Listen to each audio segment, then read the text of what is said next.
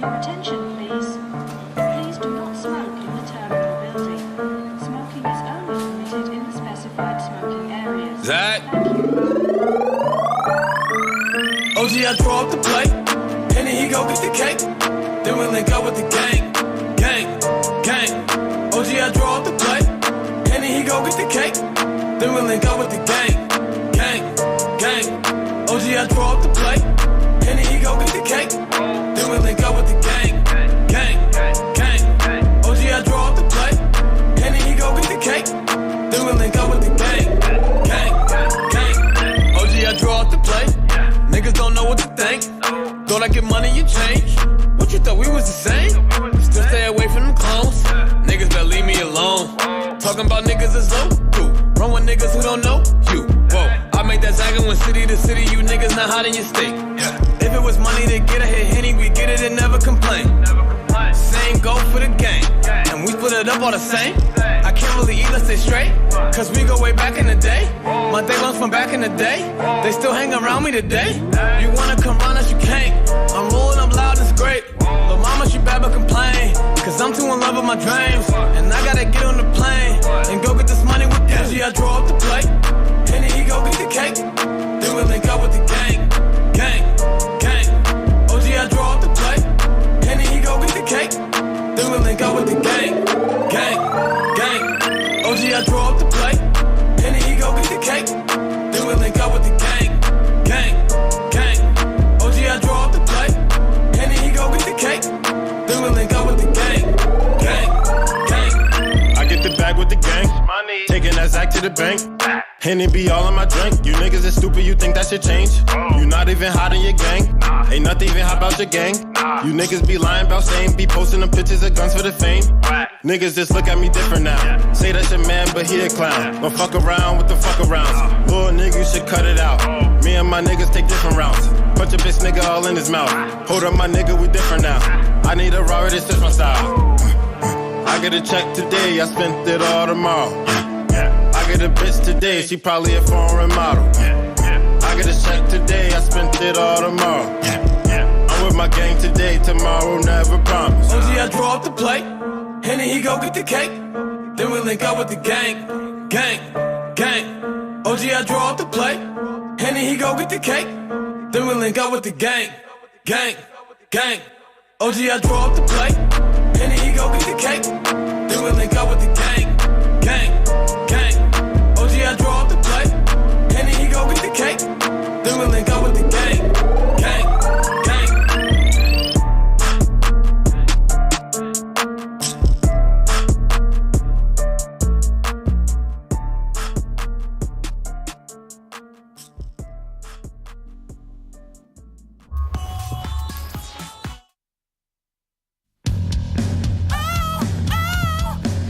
I think I'm cute, I know I'm sexy. I've got the look that drives the girls, while I got the moves that really move them. I send chills up and down their spines. I'm just a sexy boy, I'm not your boy toy. I'm just a sexy boy, I'm not your boy toy. I make them hot, I make them shiver. These get weak whenever I'm around. They see me walk, they hear me talk. I make them feel like their God ain't real. I'm just a sexy boy, I'm not your boy toy. I'm just a sexy boy, I'm not your boy toy. That mic flip though. Hands off the merchandise.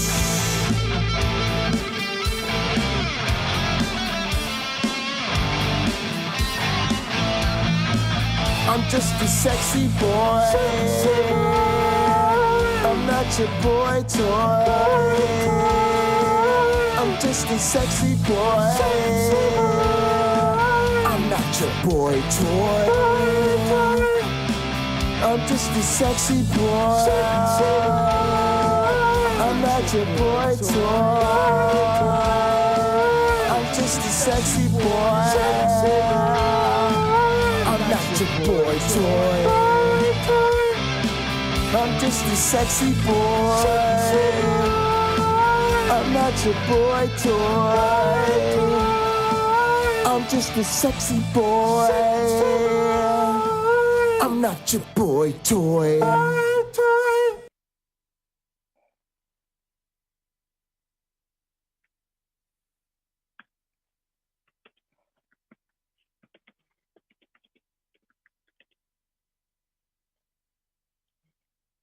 Welcome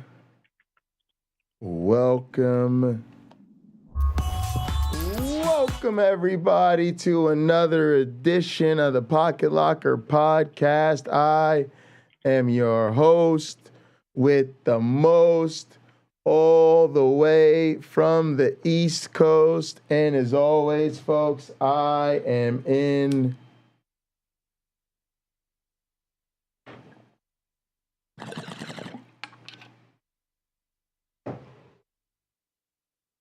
airplane mode. Cameron Bennett, I think, is in the cafe with YouTube Punk. You guys need to come over to the church and join us. We're at the Hell location in the church. And also, you need to mute your mics. If you're not talking, you need to mute your mic. Somebody's clickety-clacketing in my ear. All right.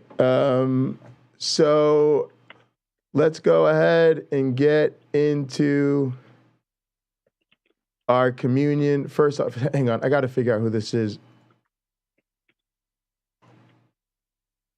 Wayne, is that you clickety-clacketing around? I'm getting like a typing sound in my ear. Whoever that is, please mute your microphone.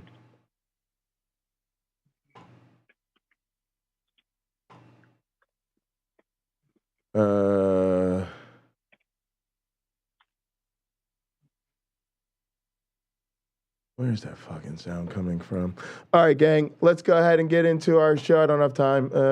Just fucking mute your mics. All right, let's go ahead and get into our communion.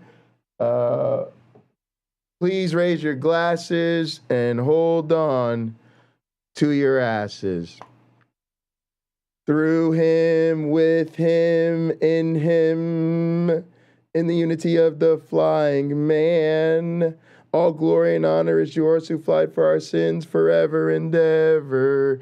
You may drink. All right. Wayne, is that you? I seriously can't play. Like, I need whoever is that to really stop. This is not good. All right, here we go.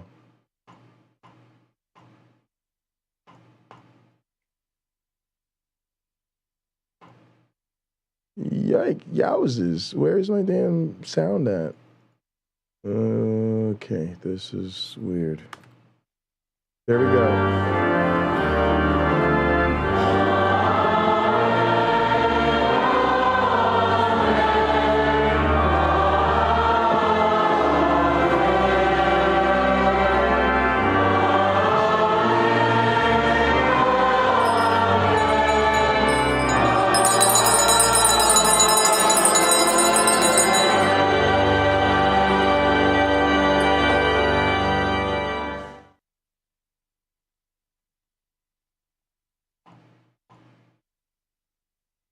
All right, and for our communion song, we will go ahead and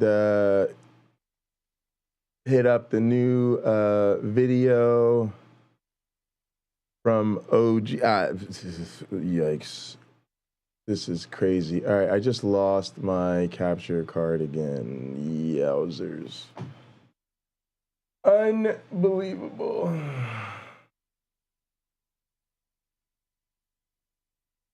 Actually, let's go back here. Maybe that's it. I think that's it. Yeah, there we go. All right, let's do this.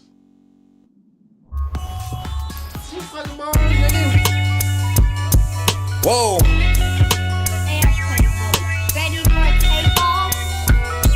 Is that? Hey, what up?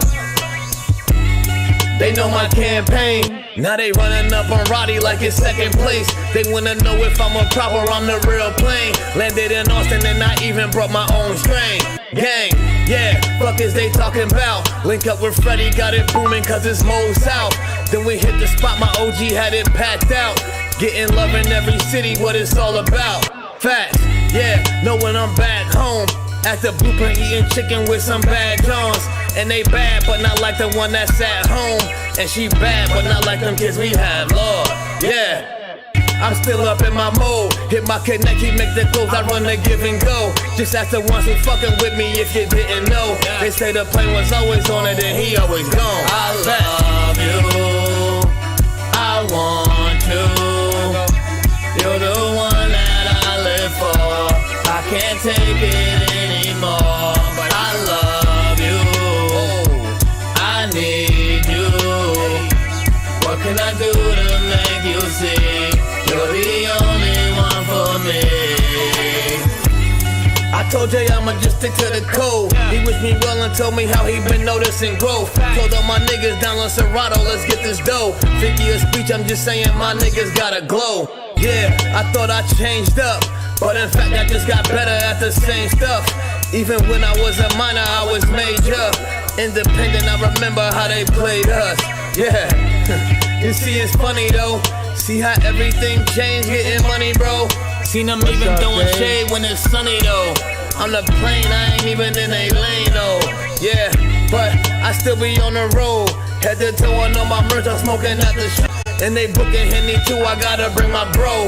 Wonder if and when I stop, I tell them never know. I love you, I want you. You're the one that I live for. I can't take it anymore, but I love you. Melody Joy was... Alright, Melody Joy was first. What can I do to make you see? You're the only one for me. I love you, I miss you, I need you in my life. Can't you see what you mean to me? Baby, come hold me tight. I miss you, wanna kiss you every time I see your face. Can't you see that you're the one for me? Alright, why, people, please don't send me messages to my inbox right now. Alright. Send messages to the room, guys. Keep the chat in the room. That way you're not sending annoying-ass alerts to the stream. We're in the hell location. Everybody see where we're at? This is why we've done things. This is why we sent you links. This is why you had time to explore your gather spaces so that you can figure out where we're at and you know how to get there. We're in hell. It's the location at the church. You need a password to get there. If you don't have the password, that means you're not a member. You need to call the cafe, and you need to let me know in the chat that you're calling into the show via the cafe. I'm going to finish giving out pocket change, and we're going to switch over to Foy Vance with Where Everybody Knows Your Name. Foy Vance in Dublin, and he's going to play us out. Foy, you're going to play what to finish us up? Do you know what? I don't know the name of this song, actually, but I know the song, and so will you. Oh, look forward to this. Foy Vance, take it away.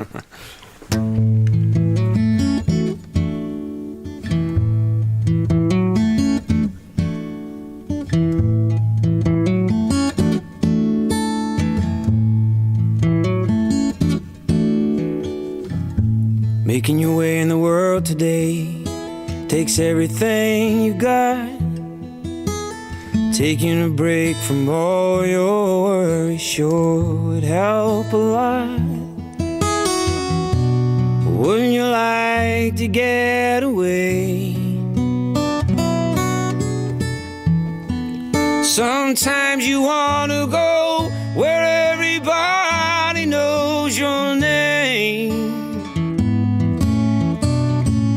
and they're always glad you came. You wanna be where you can see troubles are all the same. You wanna go where everybody knows. Alright, I had Melody Joy first, Cameron Bennett second, Spartan Theology third. You got no light. Appreciate you guys. Big thing, Wayne. Flying Wayne is in the house. James Apperson, Caterpillar. Thank you guys so much for being here. Hung the cat by its tail. Fiance didn't show. Well, sometimes you wanna go where everybody knows your name, and you're always glad they came. You wanna be where you can see troubles are all the same. You wanna go where everybody knows your name.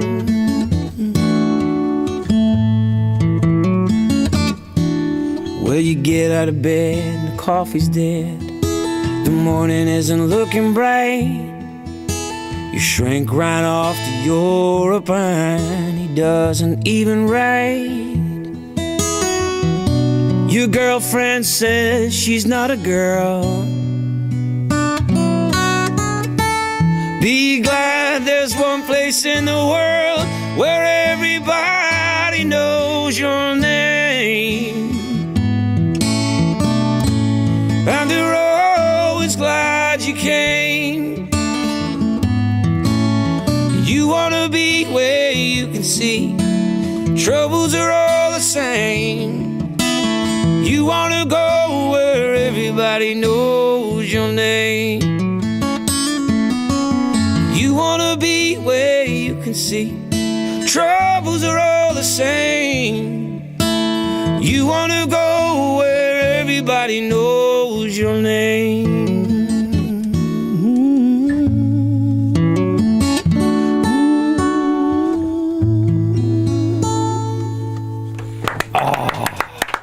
Boy, Vance. Most common word coming in by text, boy, is goosebumps. Believe it or not, we've had that repeatedly. That song is so good, brother. It is. Thanks. Do you see where I am right now on my screen? I don't. I feel like everything's gonna be all right, even with what's on my screen, because of that song. All right, gang. Let's go ahead and get into it. So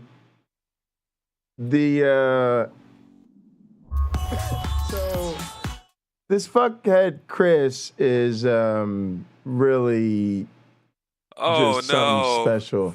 But yeah, I'm gonna go ahead and he has another video here that I want to play. All right, here we go.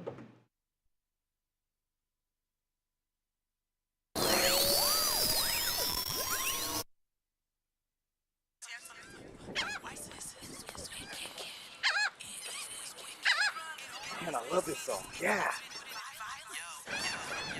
Yeah.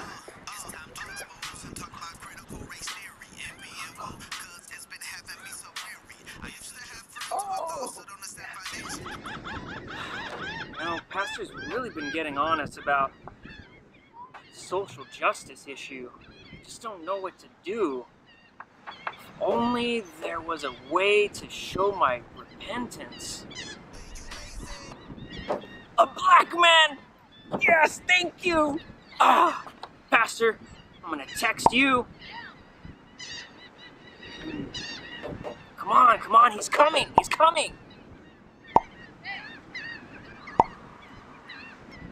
The Black Experience.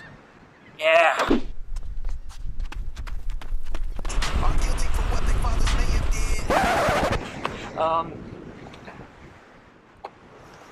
How are you today? Whoa, take it easy, big fella. But wonderful weather we're having here in America, huh? How are you doing? Yeah, how do you feel now that that racist, white supremacist, bigoted President Donald Trump is out of office, How's it going? Well, see, actually, I was quite saddened because, let's look at the facts. Trump actually helped the black community. More jobs were provided to the black community more than any other president, more than Obama. Let's talk about Biden's racist comments he said about the black community. And then not to bring up, any Christian with any kind of hermeneutical exegesis and anything like that would know quite plainly the things that Biden supports, any Christian cannot support. I mean, let's just look at the facts. But I tell you, if you have a problem figuring out whether you're for me or Trump, then you ain't black. You're not even black. I'm out of here. What about my black experience? I am black.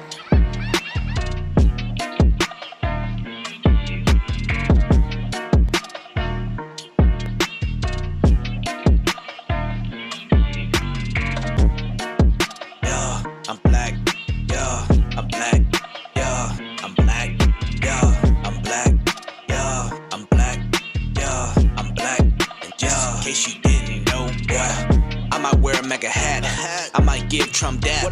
I am not Democrat. Just because I'm black, we are not all the same. Don't have to think the same. Yeah, cause I got my own brain. Might rock a Trump chain. Yeah, heck no, I ain't woke. TRT is a joke. And if you disagree, yeah, I want all the smoke. All white on racist. Everything's not racist. It's sad I have to say this. Put this on your playlist. I hate abortion. It's killing babies. Margaret Sanger's dream is crazy. I love my country, no I'm not a white supremacist. I love my wife, she love me, so glad she not a feminist. I'm black, I'm black, I'm black. And just in case you didn't know, boy, I'm black, I'm black, I'm black. And just in case you didn't know, yeah. They don't promote black conservatives. They'll accept with a preservative. They claim they want diversity. Now they just want the alternatives. I don't like hot sauce, I'm still black. But the movies are straight whack. They gon' want me hang for that. I tell them, run it back. They gon' call me Uncle Tom. Maybe they gon' call me Coon. But I'm still staying calm. Yo, insults it won't do. Tell Biden I am black. He was straight whack for that. And to those who agree, black ain't no ideology. I hate slavery. I hate segregation. Love being black, homie. I don't need no reparation. We are not all the same. Don't have to think the same. Cause I got my own brain. Might rock a Trump, yeah. Heck no, I ain't woke. CRT is a joke. And if you disagree, bring her here, I want all the smoke. All whites aren't racist. Everything's not racist. It's sad I have to say this, but put this on your playlist. I hate abortion. It's killing babies. Margaret Sanger's dream crazy. I love my country. No, I'm not a white supremacist. I love my wife, she love me. So glad she not a feminist. I'm black. I'm black. I'm black. And just in case you didn't know, boy, I'm black. I'm black. I'm black. And just in case you didn't know, yeah, I'm black. Yeah, I'm black. Yeah, I'm black. Yeah, I'm black. Yeah, I'm black. Yeah, I'm black. Yeah, I'm black. And just in case you didn't know, yeah, I'm black. I'm black. I'm black. And just in case you didn't know, boy, I'm black. I'm black. I'm black. And just in case you didn't know, yeah. Oh my goodness.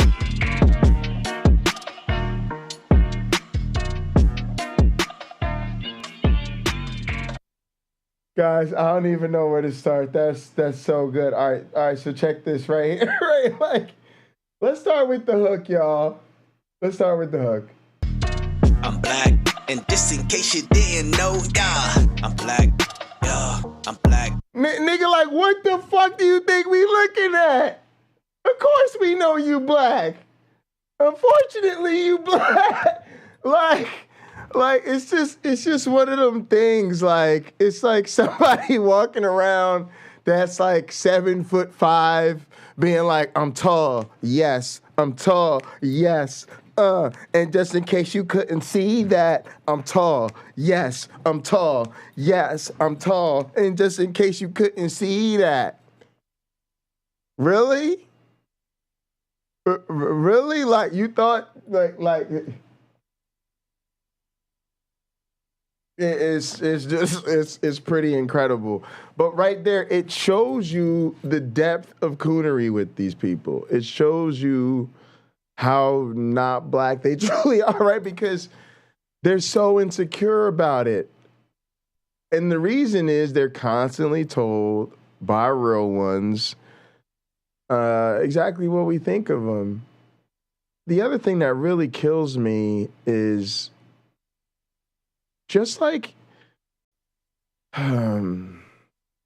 he sort of uses like in his other song where he's talking about Disney and Netflix being woke and I'm not allowed to say this, right? He's trying to use this idea that because he's saying things that are controversial, because he's saying things that would trigger people, that in and of itself, you know, is the merit of them.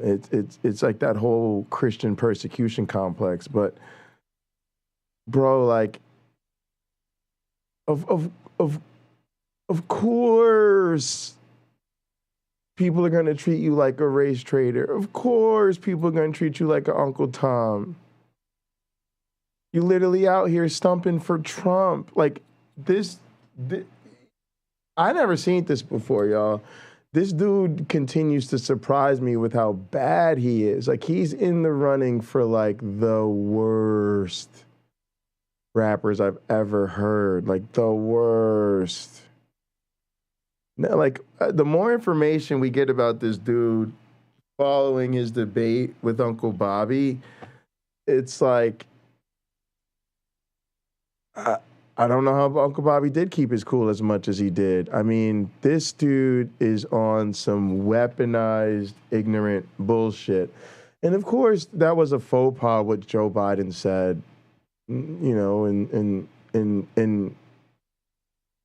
it's a bit weird. I don't know if straw man's the right word or what, but again, people were not behind Joe Biden for saying that.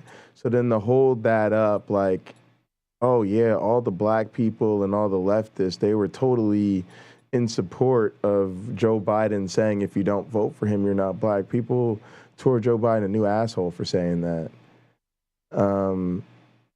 But he puts it out there as though that was the perspective of other people. And yeah, I'm sorry, like, if you vote for racist, then I'm at least hit you with the James Apperson tip, which is, if you're not guilty of it explicitly yourself, it's kind of like, hey, I noticed it wasn't a deal breaker. So that's kind of the deal there. But man, that was crazy, y'all. You gotta laugh at it. You gotta laugh at it. But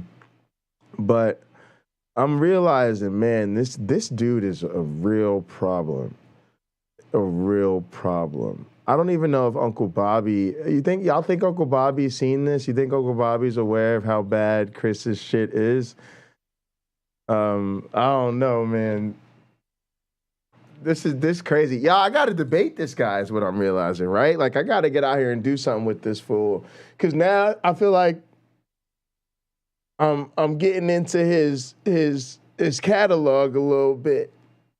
And I'm kind of realizing who this dude is, what he's about. And I got a lot of things I want to kind of hit him with. But at the same time, I seen his stick with Uncle Bobby, and I know he's not a person that is going to be, you know, reasonable or easy to get through. Something's popping. I don't know what the hell that is. It's one of these mics. All right, y'all. Crazy, but yeah, let me know. Let me know what y'all think, man. He's trying to be like a black Jesse Lee. Like, yeah, the next. Sorry, I thought you were talking about Jordan Peterson for a second. Yeah, I could see him as trying to be like the next Jordan Peterson.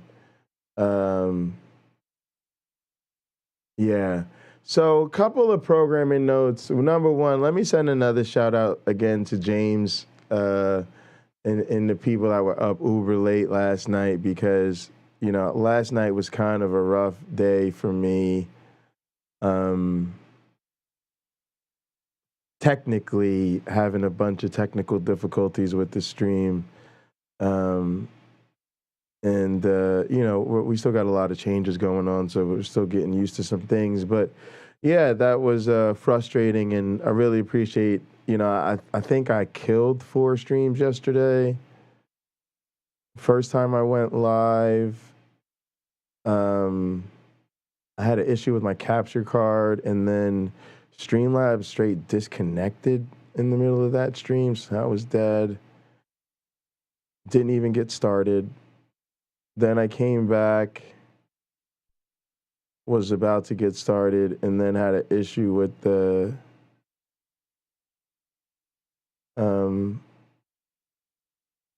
I think fucking forget what happened that time. Yeah, that was the time I actually had the issue. Couldn't get my device switched over to the right screen. That was actually trying to work out the capture card issue. It was fine, and then it wasn't. And then there was something else. And then there was the one with the delay where I was too much later. So maybe it was 3 I killed. And then, I was just so discouraged because the third or fourth stream, like I wasn't even trying to do what I was trying to do yesterday. I was trying to edit a video yesterday, and I just never even got to it, and having to restart a show for the 4th time is just not easy. Oh, maybe it's the party. Okay, God, I couldn't figure out what the hell that was. So anyway, I ended up doing a crazy late stream. I was just 4 or 5 o'clock in the morning or some shit like that. But James hopped in with me, and a couple people watched, and maybe some of y'all saw that. This thing's called like blowing off steam. But yeah, I really appreciate that. And thank you all for your help getting here to 30,000 views. It's been a long journey. And then I really am grateful to all the mods, all the co-hosts, the Gather Gang, just the way the community's growing. Of course, Derek and Neil, their support's been really critical. And, sort of the recent surge and growth on the channel. I guess once it's got handed back over to me, we start losing subs, but that's okay. I just appreciate the growth of everything. I'm trying to get us to push through some collaborations to help us get to like 1,000 subs. We have a appearance coming up, I believe, tomorrow night on Skeptic Haven. At least that was the game plan, was for me and Cliff to be on Skeptic Haven tomorrow, I think around 8 p.m. But yeah, appreciate everybody. Don't forget to like, sub, and share, do all the cool YouTube stuff. The other thing is I've got to try to get better at formatting. I really like doing call-in shows and stuff, but they get a little bit too open, to be honest with you guys, and we're just not able to get through stuff. And I can't, I do like to have long streams at times, but I don't always. And there are real time constraints both in life and in YouTube. And so, I've got to try to find a way to get a little bit better about communicating when times are a little bit more open and, people can kind of come in and do what they want. But otherwise, I need to kind of keep us a bit more structured so that we can get through, especially now that people tend to come here and people are getting a lot of support for reviewing content and, giving our thoughts on other people's stuff. It's like, we get into this habit where we can go 4 hours on a 20-minute video, and that's fine sometimes, right? But a lot of times it's really not, because I really want to get through either, like a lot of times I haven't seen stuff, right? So I'm trying to react to stuff in real time with you guys, and I can't react to stuff if I can't get through it. And then like, I'd like to have a life off stream, chill out and gather, watch movies, play games, like get back to my own shit. And I'm just gonna have to be more conscientious about time constraints. And so I still want people to link up with us and gather, but people are just going to have to get, used to me cutting them off, telling them we've got to move on, or I'll let you know when I want feedback from people that I'm talking to or whatever. I hope people don't take that personally. I just have to get a little bit more serious about formatting, and I know that that's not often what other people are thinking about when they call in the shows or pop in, and I don't want to discourage people from participating in the conversation. I don't want to discourage people from calling in. I'd rather people do more of that, but people are just going to have to get used to. That doesn't mean I'm always going to, want input from people. I am going to have to restrict, how much input people give, and calling into a show is not always an invitation to co-host the show. So, it's just sort of things we need to think about as we grow. All right, let me go ahead and get into the program today. I'm really excited about it. Like I said, I'm really grateful that we've reached this milestone of 30,000 views, and I sort of think of it as like perfect timing because Uncle Bobby just did a stream on Hell, and as you guys can see here, we're at the Hell location in our gather. We'll just say you get there. You can get there from the Church of the Flying Man. And if you log into there, you'll be able to get over to where we're at. Although I did just see, and I have a cafe tab pulled up. That's the link in the live chat if you're not a member. But I think YouTube Punk's away from his screen because otherwise he should be over here with us. I did want to. Carrie Ann mentioned a comment from the and let's try to use we'll use the room chat, but I really do think Chris's language is super problematic. Obviously, I like to tell people I'm not just pro-choice, I'm pro-abortion, right?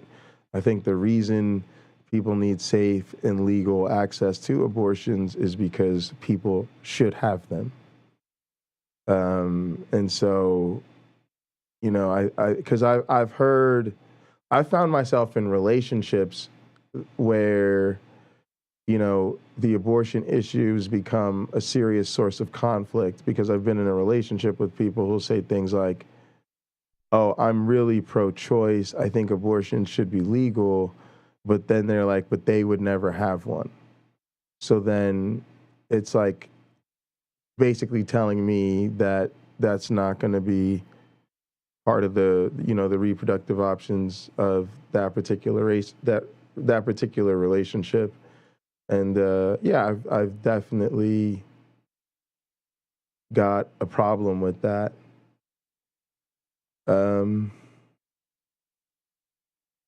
So I like to say that I'm not only pro-choice, I'm really pro-abortion, and also as an evolutionary biologist, I think it's pretty clear that some sort of infanticide or abortions they're just part of the animal kingdom in a way that allows me to sort of feel like there's nothing immoral or unnatural about it. Certainly unpleasant, but there's lots of aspects about nature that are unpleasant. And again, I do think a lot of us, even secular people, fall in the trap of trying to transcend our animal nature, because of our intellect and our innovative abilities with technologies and social structures. And I do certainly consider myself progressive, and I think that type of thinking is really important, but I think it's important to be reasonable about human nature and always remember that we're animals, and we should align our expectations to reflect that. So I do really have a problem with these people who moralize issues like abortion, because, again, similar to the LGBT thing, they will trumpet out a bunch of statistics about maybe the self-harm of women who have gone through an abortion and, negative psychological or, sort of downstream impacts of that decision, as though the abortion is the cause of it, which may be the cause of some of it, but and ignoring how much of it is probably due to the way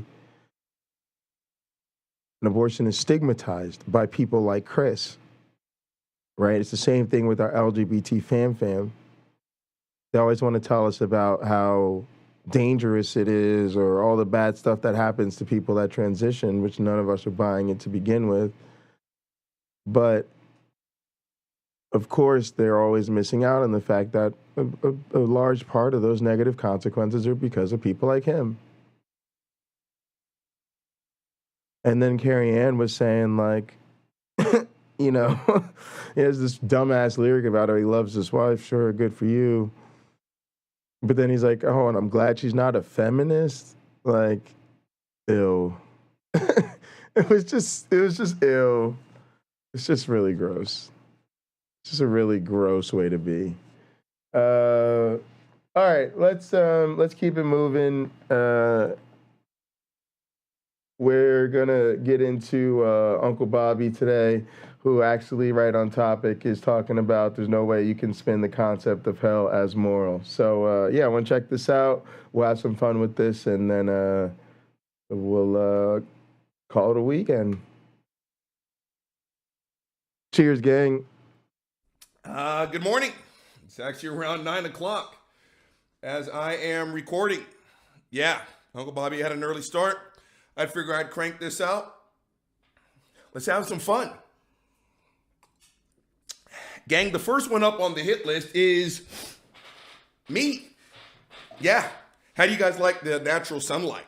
Yeah, podcasters, you can't see it. Just act like you can. I had to close the damn shades and look at me.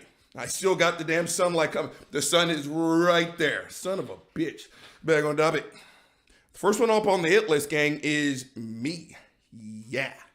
You know how you're starting to make it in the YouTube atmosphere? People start ripping videos. Yeah. Now, does that bother me? Not one ounce. This is social media. All is fair in war in YouTube, baby. And I do the exact same thing. It's how you make content, right? Knock yourself out, Jack. I've got no problem with someone going on my channel. I can't stop you. I put shit out there. I want people to watch it. Duh. Right? I don't know this person. But they know me. They know me. And here's the thing. Yo, Wayne, I wanted to give you opportunity to say anything about that Chris video. My bad, bro. I wanted to just watch it. Yeah, sure. Nah, he's choosing to be a goddamn coon and a clown. Good for him. He thinks that he has some truth, and anybody that disagrees with his truth is completely wrong, and he doesn't have any sort of metric to measure his truth. He doesn't have any sort of metric to verify his truth. All he has is his ego. That's why he's a shitty rapper. Like, this guy has literally nothing except hot takes to piss off the left. He's not a serious adult. He's just trash. Especially after that music video, man. It's like, you got to work hard at that, though, right? Like, that was some really, like... And here's the thing, like, I almost want to have a pinch of sympathy on the tip that, like, I was the only black kid in all white schools, right? So I grew up on... He has that vibe. Wholeheartedly, just needing to cope in a white world, right? And so I get that you like. There was a time I thought I was a Republican because that was the Christian right thing to do, and you just saw myself as a Christian, right? And there was a time when, you know, you're all about, you know, okay, your white friends don't say the right shit or whatever, right? But see, the thing is, I was a child, right? I'm not gonna keep giving this grown ass man, and it was still never like that. You see what I'm saying? And so they, but like I don't know, that was real self-hatred, real self-hatred. Yeah, it was self-hatred. Like, I just don't gel with men who hate women. I've never have my entire life, and like I'm just like that's not an that thing is like a canary in the coal mine for all the other things that he's against, and he has no excuse as a grown-ass man in America. Yeah, Like, none. I mean, like what I should say was what I was trying to say is like I want to have a pinch of sympathy, but I can't, right? I can't. Right. I can't Okay. get there. I got you. I can't get there. Like I just can't. Like even in the most charitable listening, I just can't get there, right? Like because like you said, like he's reasons like a child, right? And it's just He wants to dap up Donald Trump, bro. yeah, dap up Donald Trump. I'm glad, and like I'm glad my wife's not a feminist. I mean, a lot of people are glad their women aren't social justice warriors if you got a thing like that. But to make a song about it, it's just certain shit that you just like. I don't. Your grandkids are gonna see this shit, and they're gonna disown you every time somebody comes up to them in school. It's like, hey, is this your granddad? Like, come on, man. Think about the future. Yeah, it's weird, and I don't have enough vitriol against people, even people I don't agree with on these things to spit it like that. I don't, and of course we're gonna call him because you don't like to call people coons, but. No, he's a coon. He's a fucking coon. He is a COOOOOON. That's what he is. He's a fucking coon. And it's the no respect for women thing. Because check this out, man. I talk to people about this a lot. I'm gonna be real quick with it. You're good. There's two TV shows back in the day that were on. You had the Jeffersons, and you had Archie Bunker, right? Right. And I like the Jeffersons more than I like Archie Bunker because Mrs. Jefferson could talk crazy, or what you would call crazy, to what's his name, Mr. Jefferson, right? And it was taken in. You know what I mean? Right. She wasn't dismissed just because she was a woman, and like, I just can't. I can't accept people that say I can't listen to you because you don't have a penis, and that's like this dude's entire vibe, and he's just led so far astray by his own thoughts. Like, that's more than half the population where you're just like, yeah, I don't care what they say. So I don't care what he says. Yeah. What do we do with somebody like that? Like, is there... Bag him, tag him, 1, 2, 3, move on to the next city. You're going to call this dude what he is to his face. You're going to have a debate. Nothing's going to change, and you're just going to move on because he's going to be a cunt for the rest of his life. So you just unleash the violence in pure... Somebody needs to be made an example of it at the end of the day. Yeah. Beat the shit out of any dude who's like hates women like this. Like, fuck him. Seriously, fuck him. Yeah, that's just it. He is nothing but a pinfall. He can't even draw, bro. You see in his rap videos, if he ain't in his church, he's doing them by his fucking self. Like, this guy's just hot garbage, and he needs to be dropped off. That's it. All right, I'm with that. Here's a good question though, Wayne, for you. How do we do that? How do we do that? You just have a tag team debate with Bobby. He can bring whoever the fuck he wants, and just tell him what he is right to his fucking face. Let him get all in his feelings about it, and talk about how we're going to hell. and then we just get more viewers and keep it moving because this guy has nothing to offer us. I agree wholeheartedly, but what he does very well is that, and what the precept does very well, and it'll be interesting to see what Neil brings to the table, Jay. I think you got two people that you can go to watch, right? Like before you, like you said, like you'll see all the tape. But I think and I agree with Wayne 100%, but you got to figure out how to do that so that he doesn't so like Bobby, again, I understand what Bobby was doing, but to everybody else looking from the outside, that dude just steamrolled right over Bobby. Like, no questions asked. His audience think he was steamrolled. A lot of atheists probably are like, shit, man, you're just literally letting this guy walk all over you.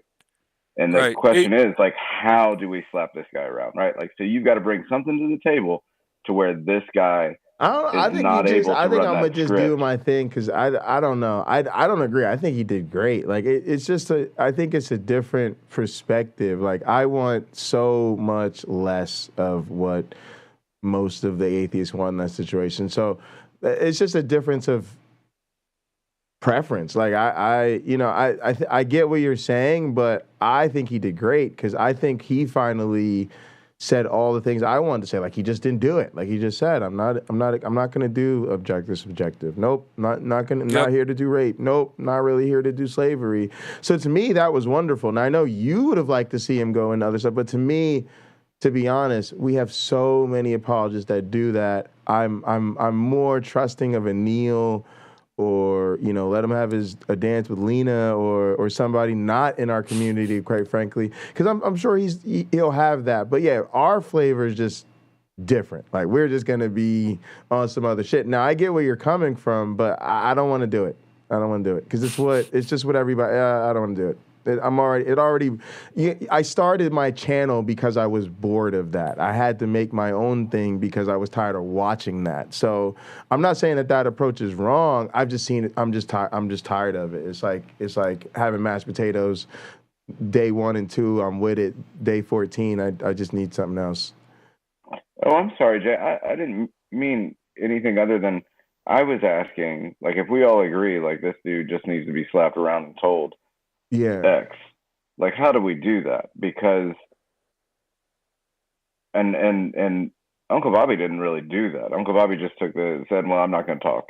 What you're talking about, or what Wayne's talking about, is like literally going in and telling this dude who he is, blah, blah, blah. But how do you do that and not just get booted? Or how do you do that in a way that he's not able to roll over you with the script? You just do it. You don't worry about all that. I mean, that's me personally. I'm not worried about it because they're pros. They have a counter for everything. So once you learn that, you're not trying to outbox a person. I'm just going there and swing, knock this dude's head off. Exactly. I think of it as like Stone Cold Steve Austin. Like you just arrive, annihilate, leave. Because you're right, they're gonna have the mute button. He's not gonna engage on his own terms. But I always think we spend way too much effort on tactics. Tactics is their game, and they're always gonna out-tactic us, and they've always got a counter-tactic for our tactics. So I'm on the let's not waste any more time with tactics. That's their game. Let's just go in and do what we got to do. Now that's something I don't want to say we disagree about, but that makes us different from a lot of what's going on. Because honestly, I would say 80% of the atheist content I hear is atheists sitting around debating what tactic we can use to counter. And that's why I don't do it. To be honest, I don't even think it's honest. I don't even think it's honest. Well, it's like Darth. I think it's like this. If I want to tell you to fuck off, my honest self is go fuck off. As soon as I think it would be more effective if I offered you a citation of I'm not telling you what I want to say to you. I'm telling you what I think somebody else in my position would say because they think that's better. And I don't want to do that. I don't like it. It makes me feel icky. Go ahead, Sean. I like it, Jay. Fuck the conversion rate. I ain't trying to convert nobody. Yeah. You ain't right. You're just not right. And I'm going to tell you that you're not right to your face. I'm going to tell you that you're hurtful to your face. And I'm telling you that you're bad to the people around you to your face. That's what I would do to him. I don't give a shit about convincing him. Somebody just needs to tell him. Calling him a coon to his face, that's interesting. Yeah, I wouldn't have a problem calling. No, I wouldn't have a problem. Hell calling him a no. coon to I his would face. not do. I would not do that during a debate. If we were here, I would do it. But Wayne, hold on, man. Hold on, gentlemen, because I'm confused now. Because Jay's literally talking about not having a debate. He literally said, I'm not interested in a debate. I'm interested in going in there, calling this dude out for his bullshit, and then getting the fuck out, right? Because once you call this dude out for his bullshit, and forgive me, but that is kind of like, so if you're not going in there to like call him names and like just beat him over the head verbally, what are you going to do, right? Like that's what I'm It's reaching his audience. It's still about reaching his audience because Jay, this has been the game plan since Ken Hovind. We don't give a fuck about the guy in front of us. Right. We're just trying to speak to some people who don't fully believe that person's bullshit. Yeah, you know so the conversation is sort of like with the Amala chick who works for PragerU. You don't maybe use the word coon, but what you can explain, like I would explain to Amala, like, Amala, there's a reason people called you a race traitor and an Uncle Tom and these things. So you don't have to insult them, but I would be clear about, bro, there's a reason people, right? Like, feedback on that music video, right? That's what that would be. Bro, there's a reason if you make a video like that, people have a problem with it. It's kind of like the PineCreek situation where, Doug acted like it wasn't anything, but the people that were watching, I think they did get something out of it. They did take something away from me calling him out. Whether or not you use the word coon, I'll just say I'm not afraid to you. And again, sometimes I think that's what people need to hear. I think that'd be a hell of a strategy, but I think you've got a good direction with calling him out on like the videos. To be honest, it's just it would really feel. It would really honestly come down to what am I feeling on that day in the moment and what type, like what. What he says. What he says, yeah. Like that's it. But yeah, I think. But yeah, I agree with you guys. Let's. All right. So we'll switch over to the Uncle Bobby thing, talking about hell. But yeah. Thanks, gentlemen. Gang, it's another fucking Christian apologist. And I already told y'all, and I'm going to continue to say it. In Latin, Greek, or Dutch, or whatever, Israeli, whatever the fuck language, where it's apologia is, to defend or explain. In Cajun, it means I'm going to fucking lie to your face. You guys think I'm bullshitting? I got 90 minutes worth of game tape talking to Chris. That's all this is. There it is. And again, your God is so fucking powerful. He needs the likes of apologists to lie and twist and to turn and do all this bullshit and foolishness to prove that he exists. Okay, fine. Now, gang, this fuckface, let's just pull up his bullshit real fast. It's a YouTube short, so I don't remember how to rewind it and the blase and the fucking flavonoids. Have some What's gummies. this fuckface's name? Come on. Caldwell Apologetics. I don't know Caldwell, but Caldwell knows who I am. And it's why is atheism absurd? Now, gang, it's the whole objective versus subjective. Is it absolutely true? The blah, blah, blah, blah, blah, blah. With the To blase Caldwell's and the credit, flavonoids? There's nothing that I said that he took out of context. Not a fucking thing. But gang, when it comes to these philosophical word games, I put it in the same category as I do football. Uncle Bobby loves watching football. Let me see if I can get that sunlight off of me some way, somehow. I love watching football. I just won't do it at a stadium. I won't. God damn, the lights aren't. There it is. I hope you guys can still hear me from back here. God damn, that light's annoying. And let me tell you why I will not go to a football stadium. Number one, there are humans there. I've been around humans. 1 out of 10. Don't recommend. I just don't enjoy it. I'm not going to sit there with 100,000 of my closest fucking friends. Right? Number two, I can't speak for other stadiums, but I know the house that I helped build, Darrell K. Royal, Texas Memorial Stadium, they have these things called seats. No one Fully uses functional, them. very comfortable, but you'll never guess what, gang? Nobody uses them. People stand for 3 solid hours. That sounds miserable to me. And the last thing, he said if he ain't playing, he ain't going. Bad opinions of people. And by that, I will say the same thing. I often feel the same way about live music. Like, I have this, it's just like a thing where I don't want to sit. I don't really like sitting there like, No, I agree with you, man. I need to, I got to get up there and do my thing. I mean, it's the guy that has never played football before a day in There his it life. is. He's 17 Budweisers into the day, but he's going to tell you what he would have done if he was the quarterback on 3rd and 15, lined up on the right hash mark on the 40-yard line going in. Please go fuck yourself. That sounds like hell to me, gang. I don't enjoy it. So I stay my black ass at home. And for the people who thrive in that atmosphere, and when I tell them I sit in this house by myself and I listen to the commentators. Let's have some in fun, silence. It's miserable for them, so I don't invite them. How that pertains to this conversation, gang, I'm very well aware that in some philosophical circles, it's a very robust and worthwhile debate topic.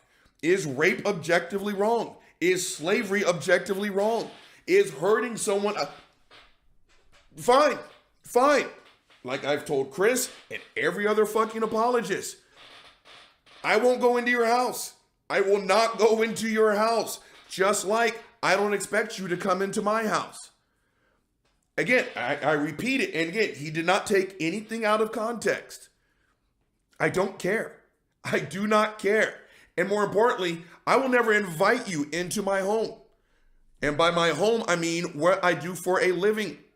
Because see, when that lady is wigging the... I think they don't like scientific truth, Fatih, because if they open that Pandora's box, it's going to spell the end of their religion. And y'all, I wish I could say they don't know, but they know. They know. They just know. They know. Wayne, were you going to say something? Just this guy... Now, let me get my thought together. Let Bobby play. Fuck out because she's having a severe flashback. I'm not going to call a fucking Christian apologist and say, can you help me out? Because I know that's not their strong suit. Just like my strong suit is not, it's not even not my strong suit. It's my, I don't give a fuck suit. I don't care. Christians, I don't. I'm giving you ample space. So when you fucking monster edit this, when you Frankenstein edit this, you can absolutely put out there that Robert Reed said he doesn't care about rape. You just make sure you put one of these on the end of every single last one of those monster edits. I do not care. I do not care about the label you put in front of the word rape. Objective, subjective, fire trucks, police cars, fire hydrants, dog shit. All I hear is the word rape. Now again, in some deep philosophical foolishness, that's a very robust debate topic. And I also acknowledge, gang, hold on, that, what the fuck? I fucked that all the way up. I also acknowledge, gang, where the fuck was I going with that? Oh, that it's not just theists who argue that. Apparently, again, even non-believers who are knee-deep or neck-deep in philosophy, they like to have this debate. I just don't want to be a part of it.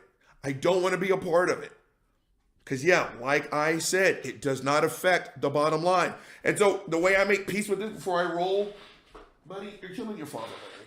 Before I roll this not fucked up ass tape, because it's me, so I'm not going to say it's a fucked up ass tape, okay? What the fuck's going on? Nah, it doesn't matter. What the fuck was I saying before Buddy distracted me? My power strip isn't working for some reason. No, it was. Jay, why did he do the debate? Like, if that's something that he's not interested in bright. I couldn't tell having that conversation, why did he do, like, what prompted him to do the debate? I think exposure, and he's had it back. He's had it back and forth with Chris before. Okay. Exposure. Yep. Now we're gonna roll this tape. It's a YouTube short, so I don't know how to rewind it. But again, there's nothing. Because I think one could, from like the Christian camp, could argue, well, like, Hold on, you guys if ready? you're uninterested in the conversation, what the fuck you doing here, dude? Let's get volume. Let's roll this beautiful ass tape. You want to know why? Because it's me. What? Okay, you know what? Go fuck yourself. Dang, it kicked me out of the. And I also P, think we're being right pedantic here. when we say not What the interested. fuck I don't was think we that? mean literally not interested. We just mean Dang, isn't you're Uncle going Bobby in an the unfruitful definition direction of with the professionalism? conversation. I mean, he's a fucking precept. Yeah. Connecting. Right. All right. Apparently it's connected for audio this time. How anticlimactic was that, gang? How anticlimactic was that? Let's see what happens. This is going to be so fucking loud. Watch.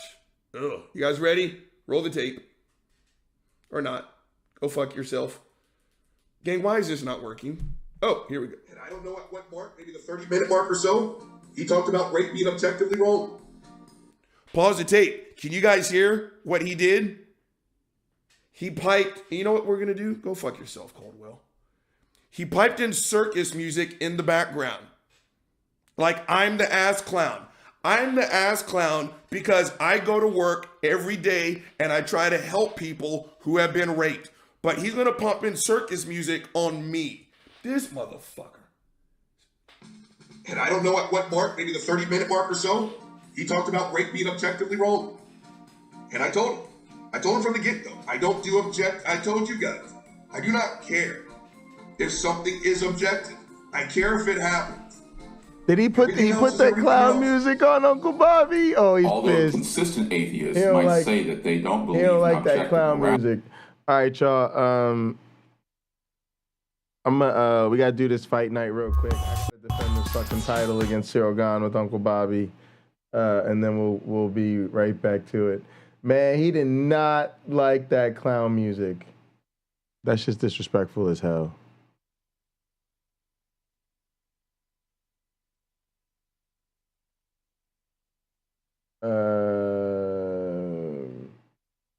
Da-da-da-da-da.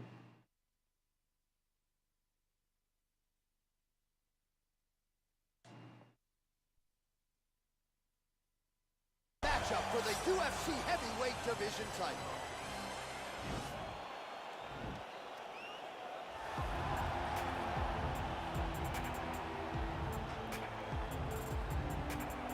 Alright, for those of you who don't know, Cyril Gahn, this motherfucker is dangerous.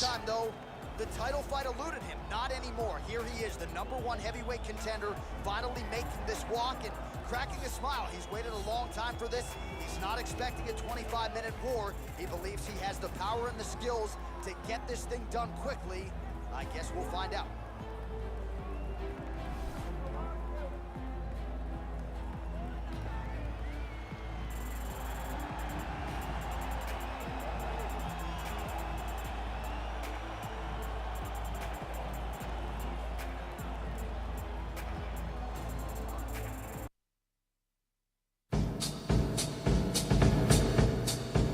Oh, when the saints go marching in. Oh, when the saints go marching in. I want to be in that number. When the saints go marching in.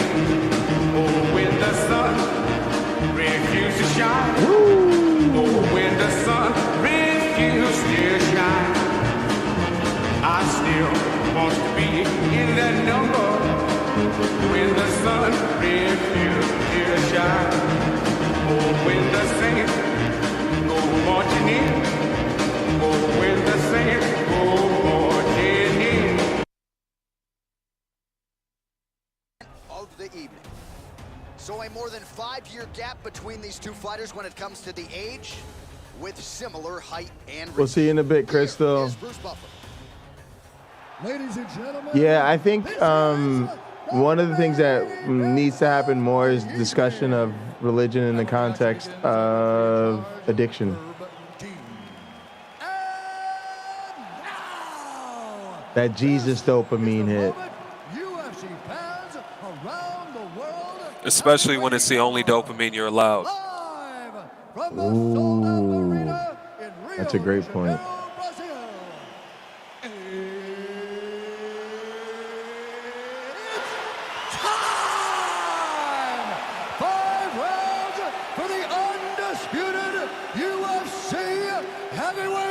Championship of the world. Introducing first, fighting out of the blue corner. This man is a kickboxer, holding a professional record of 17 wins, 12 losses. He stands 6 feet 4 inches tall, weighing in at 247 pounds. Fighting out of Paris, France, presenting the challenger, Cyril Bongamogan. And now, introducing the champion, fighting out of the red corner. This man is a Muay Thai kickboxer and jiu-jitsu fighter, holding a professional record of 33 wins, 4 losses. He stands 6 feet 5 inches tall, weighing in at 255 pounds. Fighting out of Austin, Texas, ladies and gentlemen, presenting the reigning, defending, undisputed UFC heavyweight champion of the world, Robert. All right, this is for the championship. You can give me your instructions in the dressing room. Protect yourself at all times. Follow my instructions. We will have a clean fight. Touch gloves. Let's make it official. They touch him up, and we are underway. Ready.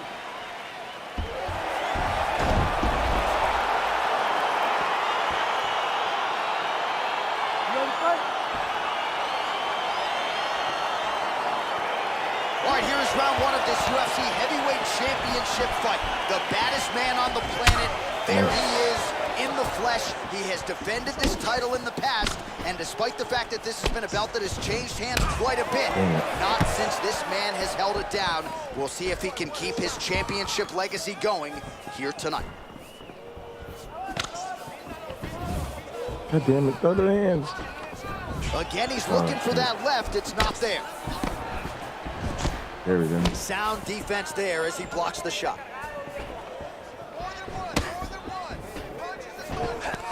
Right hand jab, Jay. Oh, yes, there he it is is. a lost art in mixed martial arts. Not just the jab, but the double jab. I mean, a beautiful double jab. That thing's throwing right from the chin, too. Big punch lands over the top. How's he going to follow this one up?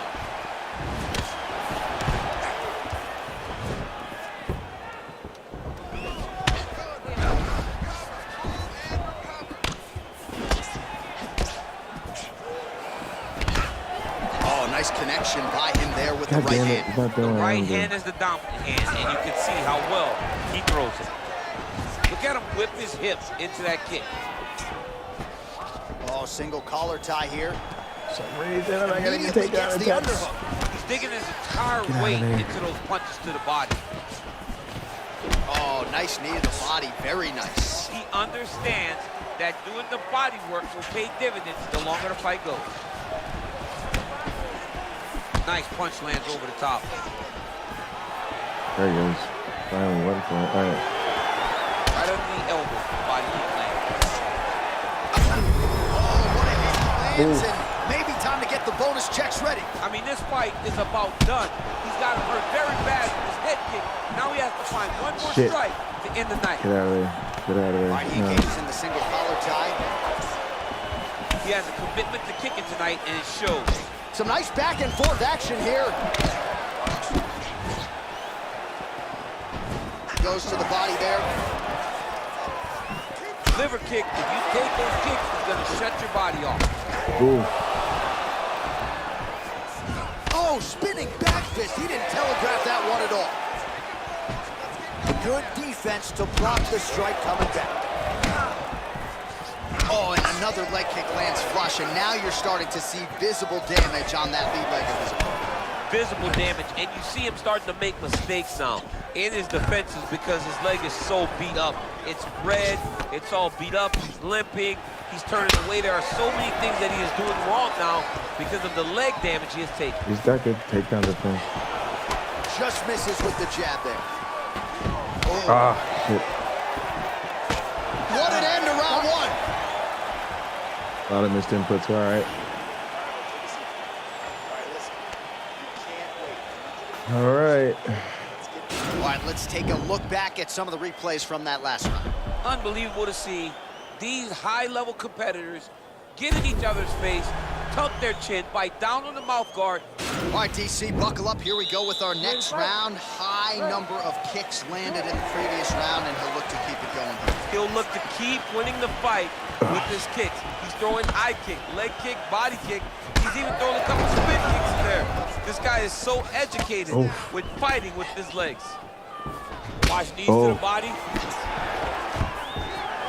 All right, so he's landed some good shots tonight, but this is not a combo meal, right? No three-piece, no soda. It's one and done more often than not. John, don't you come to me without a combo. I want the whole platter. Give him the whole platter, young man. Put some punches together.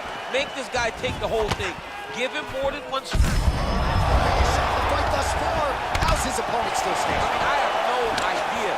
This fight is supposed to be over. And it might not be over now, but it's going to be over very soon. Oh, and he connects with a punch there, DC. You gotta like what you're seeing thus far. I mean, the speed at which he throws is crazy. Look at him working and trying to shut the liver Good shit. Blocks that strike. Was able to get that right hand over the top and to the target.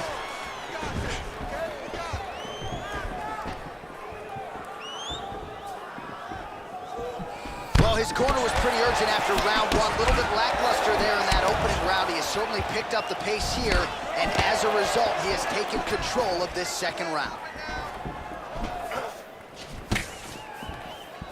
You take more of these leg kicks, and you will not.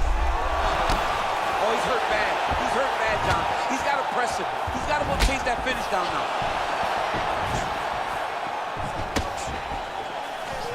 Oh, shit. Visibly limping here.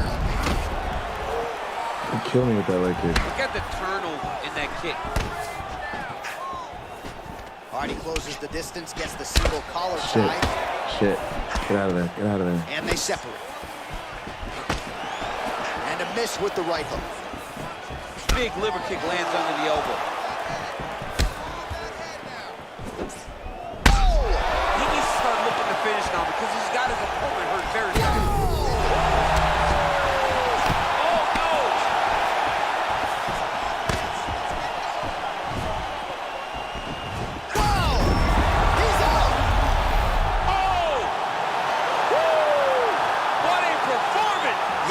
There is a high-level knockout, ladies and gentlemen. Crowd needed it. Loving it. Just a That was a good fight, man. Solid win. I wanted to take him down and tap him out, but he defended every takedown attempt. And he's certainly going to enjoy watching. Tried to do a little bit more boxing, but he was tough. He's a tough striker. And you saw that one leg kick just. The left kick. Over and over, he was able to land it. And he was landing the strikes, too, with his hands. But ultimately, it was the kick that was hidden behind the punch that finished the fight for him. Oh, it was fun. Ladies and gentlemen, referee Herb Dean is calling stop to this contest at 4 minutes of round number 2. Declaring the winner by knockout and still the undisputed UFC heavyweight champion of the world. Well, DC, you know what it's like to be the UFC heavyweight champion. It's not the easiest belt to defend. Kind of made it look easy tonight. I mean, that's why the belt changes so fast. Things change so quick at heavyweight. But with this gentleman, with this guy, you know that he has lost 40% longevity. Oh my goodness. For a long time. All right. And we'll go back to our video here. No atheist lives this way. For example, all atheists will object to another person stealing from them. Many Pause the tape. You're absolutely right. Fuck nuts. And I told Chris, and I'll tell you guys, and I'll tell any fucking apologist who wants to listen to this. I don't care. And you're right. I would be upset if you stole my shit. Because, gang, if you've known me for 5 minutes, you know how much I hate a thief. I can't stand him. Go fuck yourself if you steal. Is it objectively wrong that you steal from me? I don't care, buddy. Every time, gang. How can I keep my anger? You guys got to see his eyes. Completely glassed over. Whoever neglected this dog, go fuck yourself. Hey, all right? Back on topic. I hate a thief. And I don't care if you're going to sit here and say, well, oh, God gave it. Shut the fuck up. I don't care. I do not care. Is it objectively wrong that you steal from me? Don't care. Just don't let me catch you. And I was saying, all your little games, they don't account for the 5 minutes after. Because if I catch you, you got to pay consequences now. Now you can sit here and the question will change. Is the justice that Uncle Bobby just served up objectively painful or not? All your fucking word games, right? Every atheist would be mad if you stole something from them. And if you pick this atheist to steal from, now you have to deal with that atheist. So now it's up to you, Christians. Is your squirrely little word game worth what's going to happen afterwards? Again, all the ifs, doesn't matter. Does it affect the bottom line? But yet, I'm the clown. I'm the circus freak because all I care about is, did you hurt somebody? Their priority is to sit there and jerk off because they can call it objective. Roll the tape. atheists will argue that morality is subjective or the result of social convention. However, this means they do not have a basis for arguing that the Holocaust was wrong, that slavery was wrong, that rape is wrong, or that torturing children is wrong. However, they attempt... Pause the tape. Did you guys catch that? That hurting children is wrong. Normally it's hurting kids for fun. Again, all these qualifiers. Who gives a shit? Christians, I'm going to tell you something. There are topics that never enter my mind. Ever. Until I talk to you guys. What the fuck is wrong with you guys? You know how many times I think, by myself anyway, you know how many times the thought of hurting a child enters my brain space? Never. I don't think about it. I don't think about it until a Christian puts it in there. Again, fuckface Chris, that little meme there, an atheist waking up, and hey, Christianity, why do you guys think about it so much? Again, if you need me to answer that, get off my goddamn channel. Again, switch that. Wake up, child molestation. I don't think about these things, and I'm a self-defense instructor, gang. Fuck you, Christians. Fuck you. Roll the tape. To argue that these things are wrong for all people at all times and all places. They demonstrate that they actually do believe in objective, universal. Pause the tape. In the tape. I will say it again. I don't care. I don't care. Call it objective, subjective, call it pizza. I don't care what you call it. But again, I now know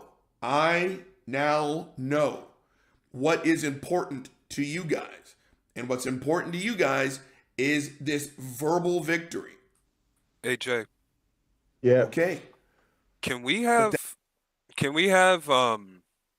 like a stream where we just talk to Bobby about combat sports? It would be cool to have like a call-in show and just ask Bobby questions about fighting and shit. Yeah. We're hoping to have a Napoleon Blown Apart call in too. Oh, that would be great. For sure. That Definitely. does not help the situation at all. So again, I will stay out of your house, Christians. I will. Because I know what's important to you. It's just not important to me. If there's a case that I'm dealing with, I'm going to contact Grandmaster Williams.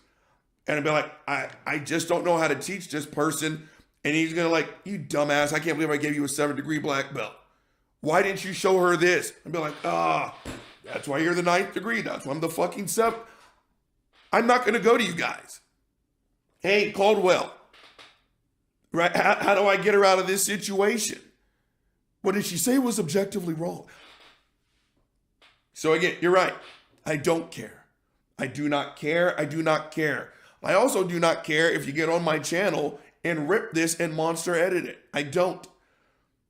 One thing I learned from my childhood, you never have to prove yourself to your I got to friends. start tripping people. Right? Yeah, I think he's talking a lot about like the practicality versus the word game. So maybe that would be a good point for you when you talk to this Mike guy as far as like when the rubber meets the road. When the rubber meets the road. Shut the fuck up. 100%. I would throw myself in front of a moving vehicle before I hurt this goddamn dog. Right? So when, like Chris did, and I've seen other apologists do it, when they dishonestly edit, I'm trying to fix this damn sunlight game.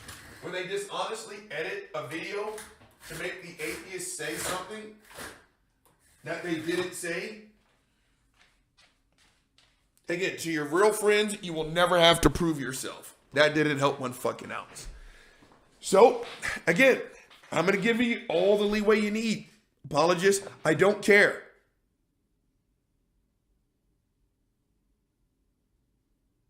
I don't care that you can call rape objectively wrong.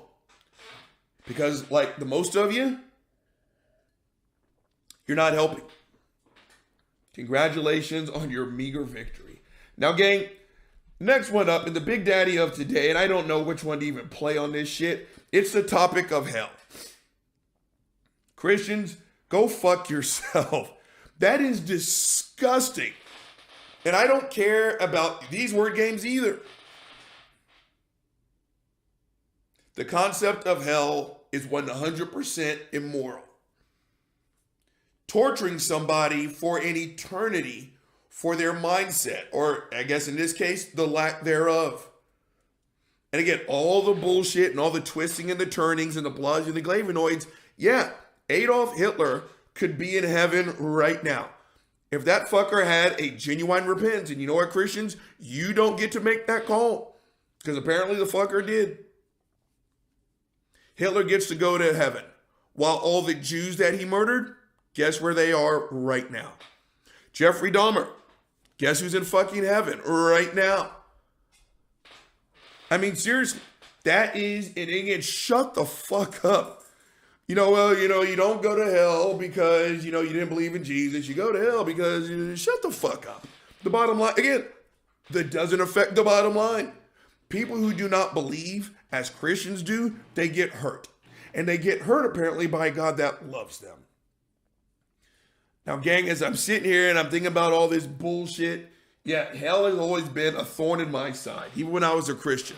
Because again, to me, if you are intellectually honest with yourself, there is no way you can call the God proposition, the heaven and the hell, the least bit moral. Not unless you've got apologetics on your side, there's no way to spin eternal torment and call it the least bit moral, right?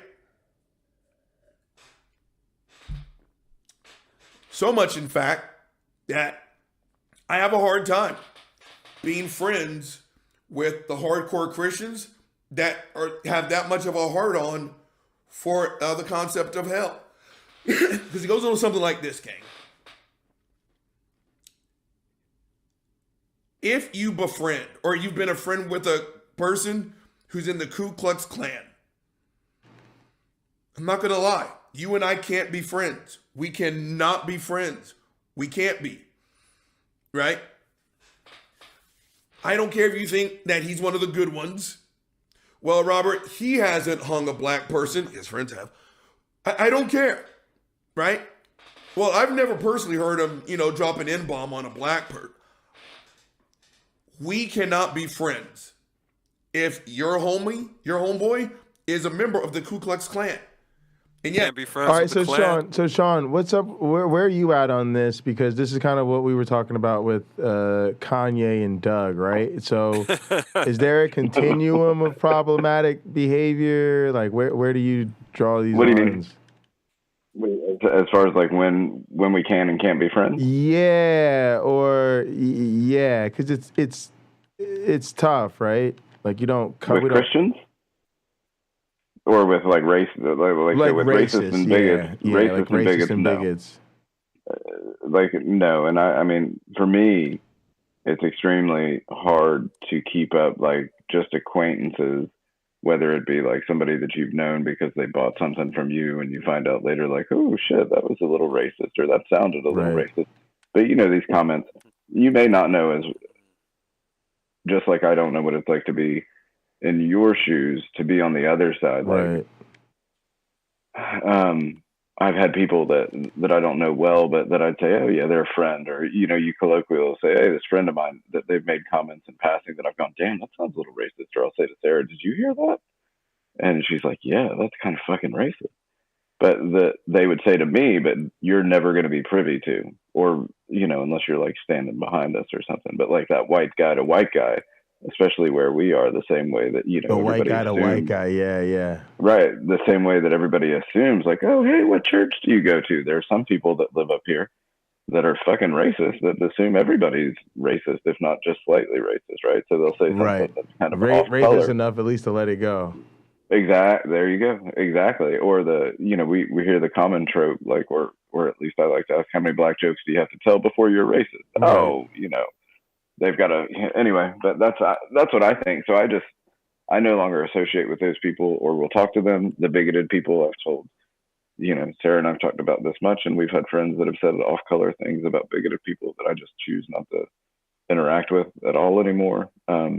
Wow. I don't care what kind of weight that has, just because it's not important to me in that sense. And then there are Christians that I choose no longer to really interact for. I definitely don't seek out these people, right? Right. To interact with anymore, because again, it goes back to what I was talking about earlier. Like how good of friends can we actually be if when we have these conversations, we're coming from such big different worldviews, right? And that's it doesn't do me any good. Like, they bring nothing to the table if everything they have, identity and whatever, is wrapped up in fucking Jesus.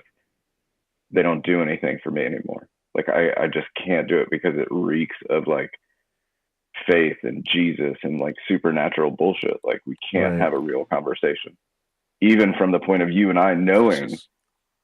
What's that? Oh no, please continue. No, and I was just going to, the last thing I was going to say, even if it's just us saying like, this is the world we live in, this is the way it works, because it works a certain way, and that doesn't have any supernatural anything in it, our conversation is going to be much, much different than even if it's just a basic conversation with someone that's a theist. And so for me, on those three, it's almost, I don't seek out any of them anymore. If I never sought out racist or bigoted relationships, but even the Christians, I no longer really seek out that relationship if I know they're Christian. And by Christian here, it's much different than like just the average, you know, fucking Easter Christian, right? The guy that goes to church once a year or something. I'm talking about like every, you know, 3 times a week Christian. I no longer am interested in those relationships, to be honest with you. What's up, Slug? Appreciate you. Thanks for coming through. Appreciate everybody for being here. Thanks, Sean. Yeah, thanks, Jim. And now I sound like Anakin Skywalker up in this bitch. If you are not with me, then you are my enemy. When it comes to the Ku Klux Klan, you goddamn right. And I will. And it's like, you know what? You don't have to choose. Because at this stage of the game, if I have to convince you, or if I have to explain why you cannot befriend me and a card-carrying member of the Ku Klux Klan, you are not worth my time. So I'm going to back out. And you and racist Mac fuckface, right off into the sunset together. Same thing here, right? If you sit here and you tell me I'm going to burn in hell forever by a God who loves me, it's getting to the point to where I cannot be your friend. I cannot. And no, fuck nuts. It's not because I believe in hell and I'm mad at blah, blah, blah, blah, blah. It's the insult that comes with it. Now let me channel my inner Ray Comfort. What he said right there, Where's this banana? Really. If I told you, when I found out your really kid got resonates with accepted me. to Rice University. Yeah, me too. You know what? I hope for your child when they go to Rice, I hope for the 4 years that they are enrolled at Rice, every single day that they get beaten with lead pipes, I hope they fail every fucking class. I hope every time they walk past a stray dog, that dog just bites the shit out of them, gives them rabies. I hope they get food poisoning and have the flying shits for If I just listed this cavalcade of ill will towards your child, now what are the odds of that happening? About as slim to none as it possibly gets. That being said, I am telling you what I think about your child.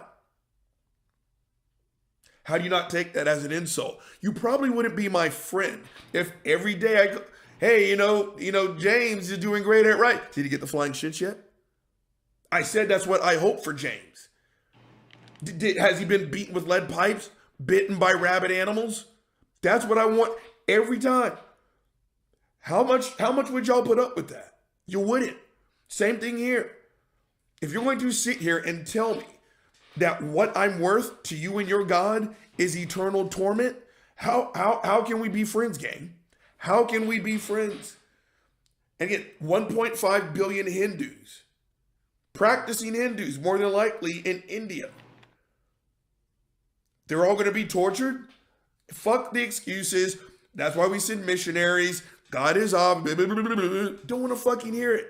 I told you. That's why I don't invite Christians into my safe space. Yeah, I called it a safe space. I got tired of listening to all the excuses. Now, there is one Christian I'm going to allow on this bench, and it's going to be Chris. And like I said, that's still a thorn up my booty hole, gang. If he comes on this channel, Chris, you sneaky little bastard, I already told you, I don't care about your word game. We're going to talk about your lies. We're going to talk about the bullshit that came out of your mouth. But that's why I don't debate a Christian on this show, because I know I'm right. The concept of hell is fucking immoral. And Christians, I used to be one of them, used to get on, your knees and praise this God who apparently 3/4 of everyone who has and is now or will ever walk the earth, you're fucked. And some way, somehow, we're supposed to call that good because, yeah. Now, gang, of course, Uncle Bobby ripped some fucking videos. And there's this one, again, and the fucked up thing is, again, I'm the one who got flagged for harassment. I'm the one kicking the actual factuals. These fuck faces, these videos have tens of thousands, if not hundreds of thousands of views. Some of these YouTubers have millions of subscribers. This fucker is getting ready to threaten every non-believer on the planet. And it's his entire channel is literally 60-second YouTube shorts, one topic. Burning in hell. The God that loves you so much, he's about to fuck you up. Now, okay, let's do this one, gang. If you go to hell, parentheses, do this. This is going to be fucked up. Let's cue it up. You guys ready? Roll the tape. Can you guys hear, buddy? I'm sorry that you were never told this about hell.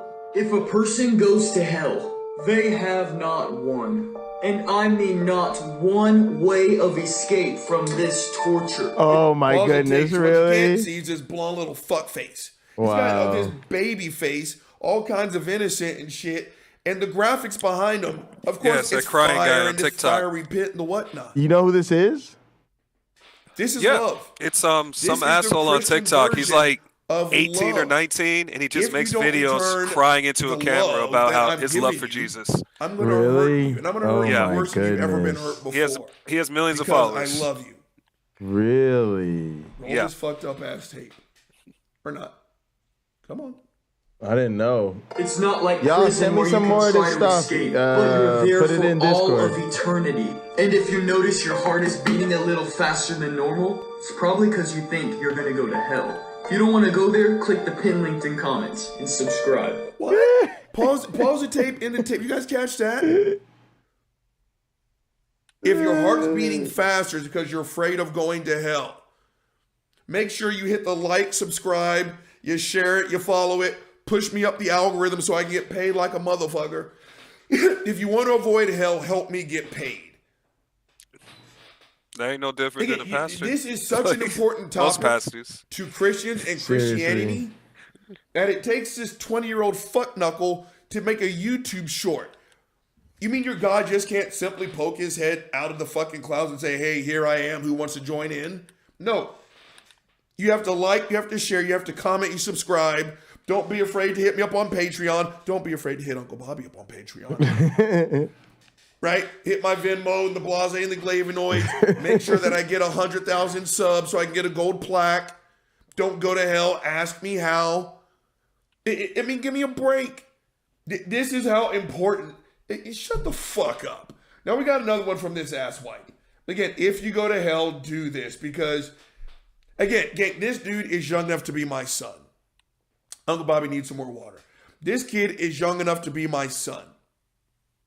He doesn't know shit from Shinola. I am literally wearing a pair of gym shorts right now that I guarantee are no less than 6 years younger than he is. And his monkey ass is going to tell me, a middle-aged man, what happens after I die. Oh, let me write this down here, fuckface. Hold on, let's get this queued up. Let's do this. If you end up in hell, do what this man did. There was once a man going about his night just like any other night, when all of a sudden the Lord shows him a vision of hell. In this vision, he saw a variety of things, but he... Pause the tape. Okay, the Lord apparently works in mysterious ways. No, he doesn't. He works in fucked up ways. Do you know how many people are praying for real shit right now? Delirious. Please don't let my parent die in front of my fucking face. Hey, please make this slap nuts pervert, Catholic priest, make him stop we're raping in me Gather for the at the 12th church, time this month. Nidamos. Nowhere to be found. Go to the But God church, head gives some south. fuckface a nightmare to show him that hell is real. Again, Christians, if your God is real, he is not worth the piss that comes out of the end of my dick. Give me a break. Roll the tape. said there's one thing in specific that will never leave his memory, and what it was will shock you. It was the demons that he saw. He said that they were all deformed, and he said that they were so scary to look at and they were gross to look at. Jesus is the only way out of hell. And if you love Jesus, make sure to subscribe. And if you don't want to go to hell, then click the video I pinned in the comment. Pause the tape in the tape. If you don't want to go to hell, click the video in the link. Hit me up on PayPal. Push me through the algorithm. Oh, let me guess, Christians. He's not a real Christian, right? Give me a fucking break. Gang, that is disgusting. Not just that he's pimping, torture so he can make money, but the concept in general. And again, this is not a debate. I am not going to debate a Christian on the concept of hell. Do not waste my time. Again, you think I'm stupid, don't you? Yeah, you do. You think we're all stupid. Yes, they do. I'm not even going to say hashtag all Christians. Christians, you think we're stupid. You think we're actually going to sit here and listen to you do these twisties and turnies to show that some way, somehow, eternal torment is actually the right choice? Give me a break. Yep. And I told him. And this fuckface. All right. So let me get this one queued up, gang. Again, so next one up is going to be 3 signs you're going to hell because, yeah, I just don't know what says love quite like the threat of eternal torment. Hold on, let's get this. I should be able to stop and fast forward this one. 3 signs you are good. Which one is this? I don't need, okay, the Lion of Judah. I was going to do the one by Cribs or whatever the fuck, Cribs Ministry. I don't know. You know what? I'm going to get my water. Let's cue this up. Roll the tape. Oh, shit. Going to hell. When preparing this message, I came across a sermon from an old preacher who has gone to be with the Lord. I would like to read you an excerpt from his sermon. I will give you another token from a different quarter, and that is the extreme easiness of conscience which we see in many men and women. They can commit a great sin, wash their hands, and then have it done with, as if the very washing of the hand or the wiping of the mouth was quite enough to put away all thought of the wrong. Many will sit here tonight who have, through a long life, committed 100 sins of which they would be ashamed to be reminded, and yet they are not ashamed of them. They would only be ashamed to be found out. They are not ashamed of the sin itself. A man truly awakened by the Spirit of God feels the remembrance of his sin to sting him as with scorpions. He cannot... Pause the tape. I'm black. Sins that he's ashamed of. Okay, first and foremost, there's no such thing as sin. I already told you, grow the fuck up. A woman made out of a man's rib who ate a magical apple because a snake juke-stepped her didn't happen. Grow up. But let's just cut right to it. Sins that you should be ashamed of, like jerking off all over yourself, having sex without a wedding ring. Well, you'll never guess what. I'm not the least bit ashamed of that. And you know what? Neither should you. There's nothing wrong with your natural impulses. And again, another reason why it is, I do not do these debates on my show. Because right now, what would a Christian apologist do? They would jump straight to rape. Well, Robert, I mean, rape is natural for the rape. Shut the fuck up. And was that you, Todd? I can send you an email. When I was talking to Peter. You guys send me your email address in Discord. That's the real fucked up thing about this quote-unquote argument. And I think you do have it. It makes you consider the feelings of the rapist. And you'll never guess what. And Christians, before you splice this, make sure you put this in here too. I don't care. I don't care about the feelings of the rapist. Well, Robert, I mean, rape makes the rapist feel good. Now I'm going to whip his ass. Nitty, you got to expand that message I sent you. I sent you a message with them in October. You just got to expand it, and it'll show you the links and passwords. But again, let's just cut right to it. They're talking about sex, that you'd be ashamed of it. Don't be ashamed of what comes to you naturally. Do it. If you feel safe and respect it, do it. Rock on, Chief. Do it. Roll the tape. Do it till you're satisfied. But the great mass of people do 1,000 wrong things, and yet they are not troubled, but feel quite at ease. Some of you are probably within a very short time of death and judgment, and yet you... Pause the tape. That's terrible. That's some Ray Comfort crap right there. Some of you are close to death. I told you, he did that to an older man named Dale. Dale was in his 80s, very well aware that he did not have another 50 years left. He had buried his wife and just about every member of his family. And Ray just would not let up. He kept reminding Dale, you're going to die. You guys worship death so much you guys forget to fucking live. Facts. How are you going to put that in there? That is nothing more than a grade A threat wrapped around a fucking insult. Roll the tape. You can make sport of sin, and yet you can make game of sin. Go on and do How it. How often does it happen that people come to the place of worship and go their way, having rejected solemn appeals? Oh, shit. And they will never hear it. Sorry, gang, fight night. Boop.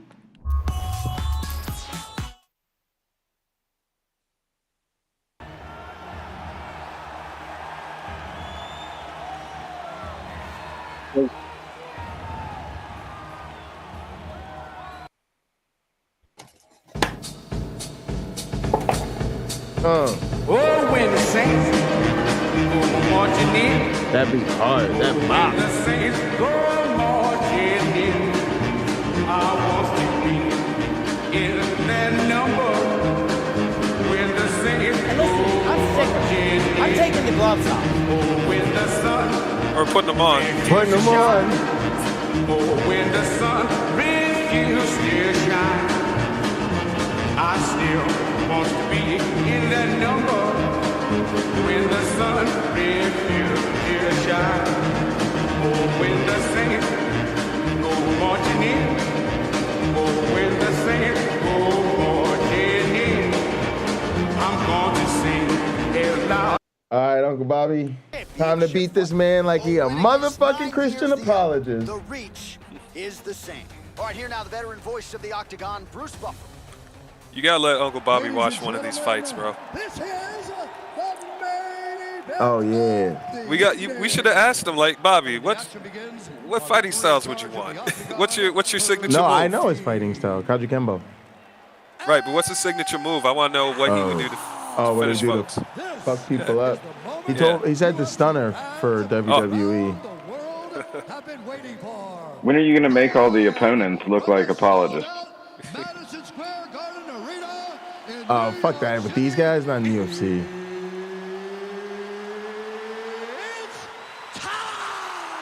That shit's crazy. We have some in the WWE.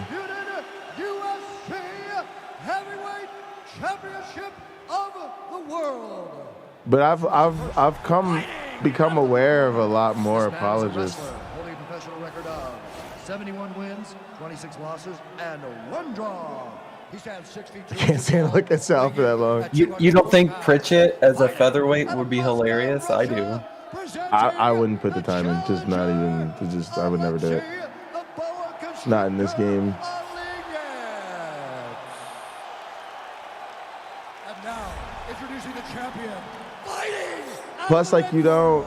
Like you go through like a career or something, you know what I mean? Like you don't, I don't know. Like you just be doing single fights, and I don't know. It's not really a good game for that.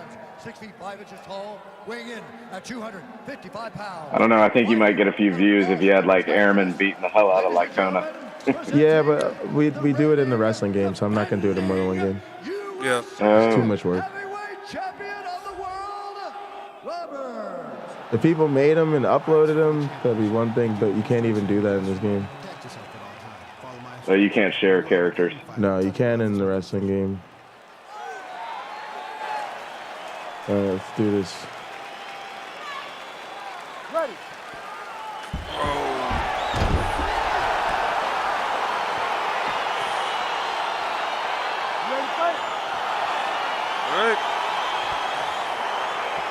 All right, so here we go. Number 1 versus I was number going to 2 touch blood, to fuck determine it. the baddest man on the planet. Round 1 is underway. He's just of this throwing, UFC bro. Oh, and he's done. Oh. Back to the feet. Oh, I missed. You almost had the fastest knockout in UFC history. Just misses with the jab. Yep, here we go. He's gonna try it. Oh God. Oh, and he escapes up to his feet. Very nice. I'm very concerned about him with this fucking Just misses there with the takedown. He's left. always gonna go for that shit. Way to hide that leg kick. Well, perhaps a sign of things to come as he lands a kick there. Nice kick landed by this gentleman. Oh, and now the underhook, DC. He's got the get out of He's got the there. far side post. If you're the opponent, you have got to get out of here. Shit. Oh, going for the armbar now. That might be tight. Attacking armbar.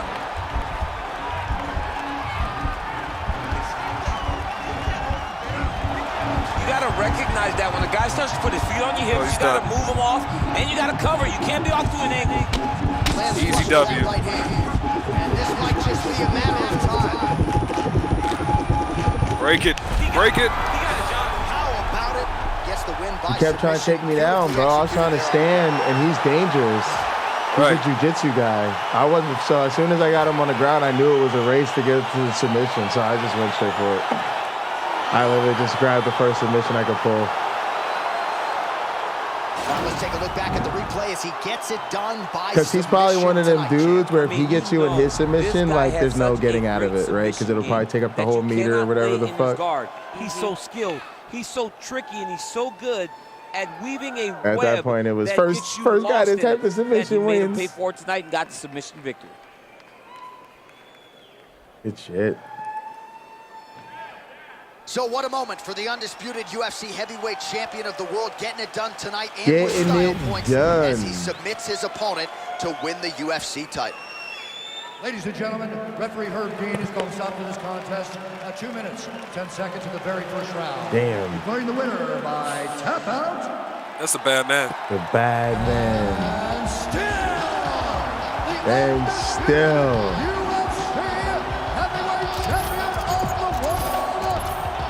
All right, so we hear and still tonight. Our Good UFC shit. heavyweight champion came in with a lot of pressure, a lot of hype, and he successfully defends the title here tonight. With all that pressure, he never changes his approach. He always does exactly what he says he's going to do, and he remains the champion in the UFC's biggest and most dangerous division. Dope progress, performance, promotion.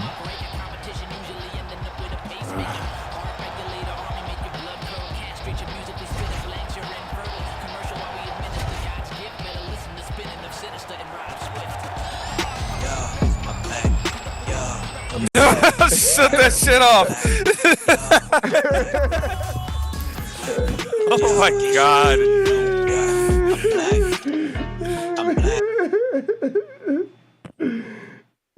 You know how I know he's not black? Because there ain't nobody in his fucking videos but him. Oh man. He ain't the black he wants to be. No. The black he wants to be has an No. entourage. Bro, like, the man is really MAGA. That man is really MAGA. Something wrong with him, y'all. Bruh, that Jesse Peterson shit, he's But probably gay. But what is, oh man, but what is that? Like, I don't know. Like, how do you not at least just see, like, oh yeah, the Democrats are definitely not as racist as the Republicans. Like, I don't know. Damn. He out there in the country and he only has MAGA friends. Anybody know what state he's in? MC I have no clue. He's just some dude with a bunch of MAGA friends, and he's not cool enough to pick up black women. It's real sad. Definitely not, man. Now he's married and his wife loves him, and he's glad she's not a feminist. He's glad that she's a self-loathing Christian with my man is the only type of woman that would marry him is a woman thinks her husband's supposed to be the head of her life and all of that bullshit. Right, three kids, no self-worth. I wish her better in life. And it's not even I don't know why it can't be appealing for the men. Like, I don't know, maybe it is, but I just can't see how. I can't see the appeal for having a partner that literally gives you nothing, right? Like, because mine makes me strive to be better. You know, somebody that I respect, I appreciate strong strength, like the things that like she does versus somebody that literally like does what you say. It's just, I've never found that appealing in a woman in my whole life. Like this idea of like a weak, it's just, and it's, you know, it's from like it's bred into Christianity or like woven into Christianity. It's terrible. I think it's terrible. And that's not talking about like what it does to women from an early age of like making them think that they're lesser. Really, like literally growing up talking about how less they are. Really, like what is it?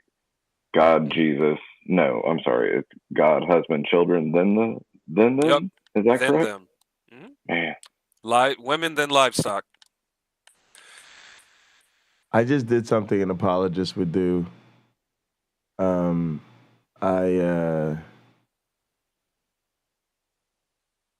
declined the fight with Tom Aspinall because he just keeps tapping me out. I'm gonna put it off as long as I can. I gotta train as much as I can. I gotta get Their last warning. because Uncle Bobby's making his last run. We gotta be strategic, nigga. We gotta be strategic. Fall down. All right. Pause the tape. Warning. Again, just let me know when this sounds like not It's the a first threat. time he's declined to fight his whole career. warning. You know, we're good to go. Right, again, It's your okay to fault. say you need more time to fight somebody. It That's is. okay. It is. Criteria for battered spouse syndrome. Hey Jay, that question you asked me earlier, where do you guys sit on that? Which one? On what? Having racist friends? Racist friends? Fuck them. Well, just all of it. Racist, bigoted, Christian. Like, at what point do you end friendships or not seek them out? I guess it's a good. It depends. So, like the people in my church, you know, you stay friends as long as you're there, as long as you're involved. It's weird though, but at the same time, I understand. Like, I'm not a member. I understand I'm not really friends with most of them. Like, they don't stay in touch with me, right? If I'm not around, so. You kind of recognize there's limits. Then there's people like Peter W. and you know the way people were Richard Madsen. It's like I know they're not friends even when people were friendly with them, but to me, Yeah, I don't consider a lot of them friends. It's hard. The more I'm growing, the more intolerant of these things I'm becoming, and I'm not with the tolerance anymore. And I'm, my mindset right now is pretty aggressive, right? Like it's like I don't care anymore. It's like even the way we have a lot of these conversations, I get frustrated because we're like, well, they're gonna say this, they're gonna say that, I'm like, I don't care. I'm gonna say what I want to say, and they ain't gonna have nothing. They ain't really got nothing to say about what I gotta say. So they gonna sound stupid. They always sound stupid. I'm gonna let them say what they want to say, and I'm gonna still think they sound stupid. If people can't see through it, that's a separate issue. But yeah, it's Sean, that's where I was with Doug, right? I couldn't even really watch or comfortably be a subscriber anymore. I could subscribe now to pick off some content if he says something stupid and I want to roast him. But at that time, man, I couldn't, right? I couldn't bite my tongue anymore. I couldn't just watch anymore. Like, yeah, and that's much closer to home. At least the racist side of it's much closer to home than to you than it is a lot of us. Like, I mean, I can see. I don't think it. I'm not going to bat for that in any way, other than saying, like, again, your experience with racism is going to be much different than mine, right? Like, so to me, I'm so used to people like Doug. It's literally like. Literally sitting down at dinner with somebody like Doug. This is like, fuck, man. But you, on the other hand, right? Like when someone, it's much different. Like, I mean, I've grown up around men like Doug my whole life, being in the South, conservative, all of it, right? Christian. I've just grown up family members that are kind of like that, right? Like not openly racist, but they say shit. And again, it's like, how many jokes does that motherfucker have to make before we call him a racist? And right. For me, it's only, it's for a long time, it was like, I didn't realize it. But anyway, the friends thing is more what I was interested in, because only recently, about a year ago, I really like kind of drew a line in the sand and was like, these relationships don't benefit me. If they call me and say, hey, you want to run in the woods, or you want to, like, I need help doing something, sure. But I don't seek those relationships out anymore because they're not fruitful for me. And I was just wondering where you guys sat on that. Yeah, I'm kind of like that. Nitty joined, so I was interested in that. And I think for me, it's even to the point now where I'm like you, where I'm more into my other relationships with my friends that are like-minded, and so I don't think I even have a lot of those friends anymore. I know for me, I've gotten rid of all my Black Israelite friends. I'm sick of the Hoteps. That's one line in the sand I've drawn recently. Just because you have a little bit of knowledge or whatever, or you think you have alternative facts, they're like no different than the MAGA guys. Like honest to goodness. So that's one thing I've done recently. Wayne, that's wild. I've never, like, I've heard a couple of things, but I've never experienced that in person. Oh, the Black Israelites? Yeah, never in person. Oh man, you just go to almost any big city and you'll see them out there with their microphone and their gowns and their signs. I was actually, one of them tried to recruit me a while back. I was playing basketball at a gym and I was doing pretty good, and afterwards he tried to talk to me and I was like, oh, here come the Jesus shit. But it wasn't that Jesus shit. It was that we're going to be the slave masters in heaven shit, the black people. And I was like, whoa, I don't want the opposite of that. So I don't want that. I don't want the opposite of it. Yeah. There's a bunch of Black Israelites that believe that their reward in heaven, they're going to have the house, they're going to have the field, and they're going to have white people work in the fields. And I'm just like, what? No, thank you. Wow. I'd rather, why you got to work in heaven? You know what I mean? Shit like that. That's salvation is subjugation of the other. Congratulations. Exactly. There you go, Nitty. Nitty, do you drop her? How do you feel about the relationships with bigots, racists, and Christians nowadays? Christians, my Christian relationships have dwindled quite a bit, but next Friday I'm hosting a Christian and pseudo-Christian person for a game night. So I'm excited about that because they're like good people, not overtly like bigoted or regressive or anything like that.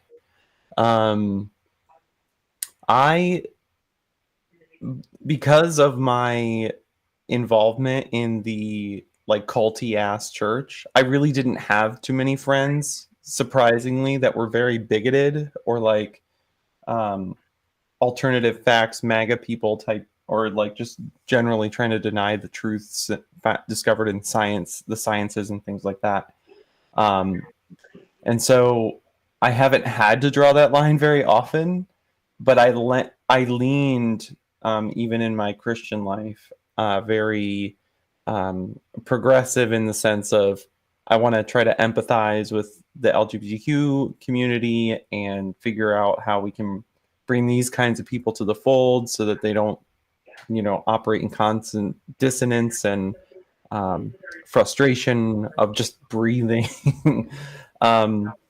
So going forward, right, I'm not like pursuing those kinds of Christians that are at the end of the day anti-LGBTQ or bigoted towards like a particular person group. I will call out like, hey, what you said is kind of racist or sexist. Just like, don't say that. Both at work and in my other relationships. And then, so yeah, that's a thing. And then, YouTube. Okay, YouTube. For YouTube, if you're crazy, and I don't know you're crazy yet, you can come onto my channel because I don't know you're crazy yet, right? I gotta actually get to know the content of the shit that you're gonna try and spew out on my channel or this channel or any channel. But if I know you're a little bit crazy, you ain't coming on my show. We're not. I'm not throwing dice. I'm not going to bat with you because you're crazy. Or if you got like some weird views about a particular person or people group or whatever, and you're willing to just outright, state those, I'm not going to platform that. We got to shoot non-hetero people or something like that. Nope. I don't got the time of day for that. And I'm not going to interlock with that outside. I'll do it outside my channel, but not on my channel. I don't think that needs to be on YouTube. So that's kind of where I go with that. Yeah, I mean it's kind of weird because I like the Lupins of the world, I waffle between just total waste of time, not worth it, versus sometimes it's like, man, it really does need to be sort of brought to light that people are still out here saying shit like this. So I don't know, but yeah, I feel that's a hard part. Like, I'll pop in to like a Rebecca stream or a Doug stream, but I'm mostly there to interact with the chat, not necessarily to support them per se, or like, be in their corner or some shit like that. It's like what's being said is more important because that's what is going to happen later in our like lower subscriber base, like, and community, as it were. This is what we're going to be talking about, and I just want to be in the know, and maybe I got fuck all to do at work, so I might as well listen to something, right? Right. I listened to that Lance and Rebecca stream today a little bit, and I think it's wonderful that there are people out there like Lance, but it just fucking infuriates me that there are people like Rebecca. that they're so like that you've got somebody like him that's so charitable, I guess, for a lack of a better word. It's just like and instead of just like calling her out for like, I don't know, she irks me because there's so many Christians out there that are playing a game, and then you've got somebody like Lance that's I think so smart and they keep trying to charitably like explain these things to her, and I'm like, this is not the game she's playing, right? Like, she doesn't give a shit about this. Like, you can convince her all. We've seen it happen time and time again, and then she's not interested in that position. She's interested in views, how she looks, and she's playing a game, and she drives me crazy. But yeah. Anyway, sorry. No, you guys are good. I'm gonna roll some tape. All 79, and all of this for love. Right now, there's a picture of someone dying of cancer.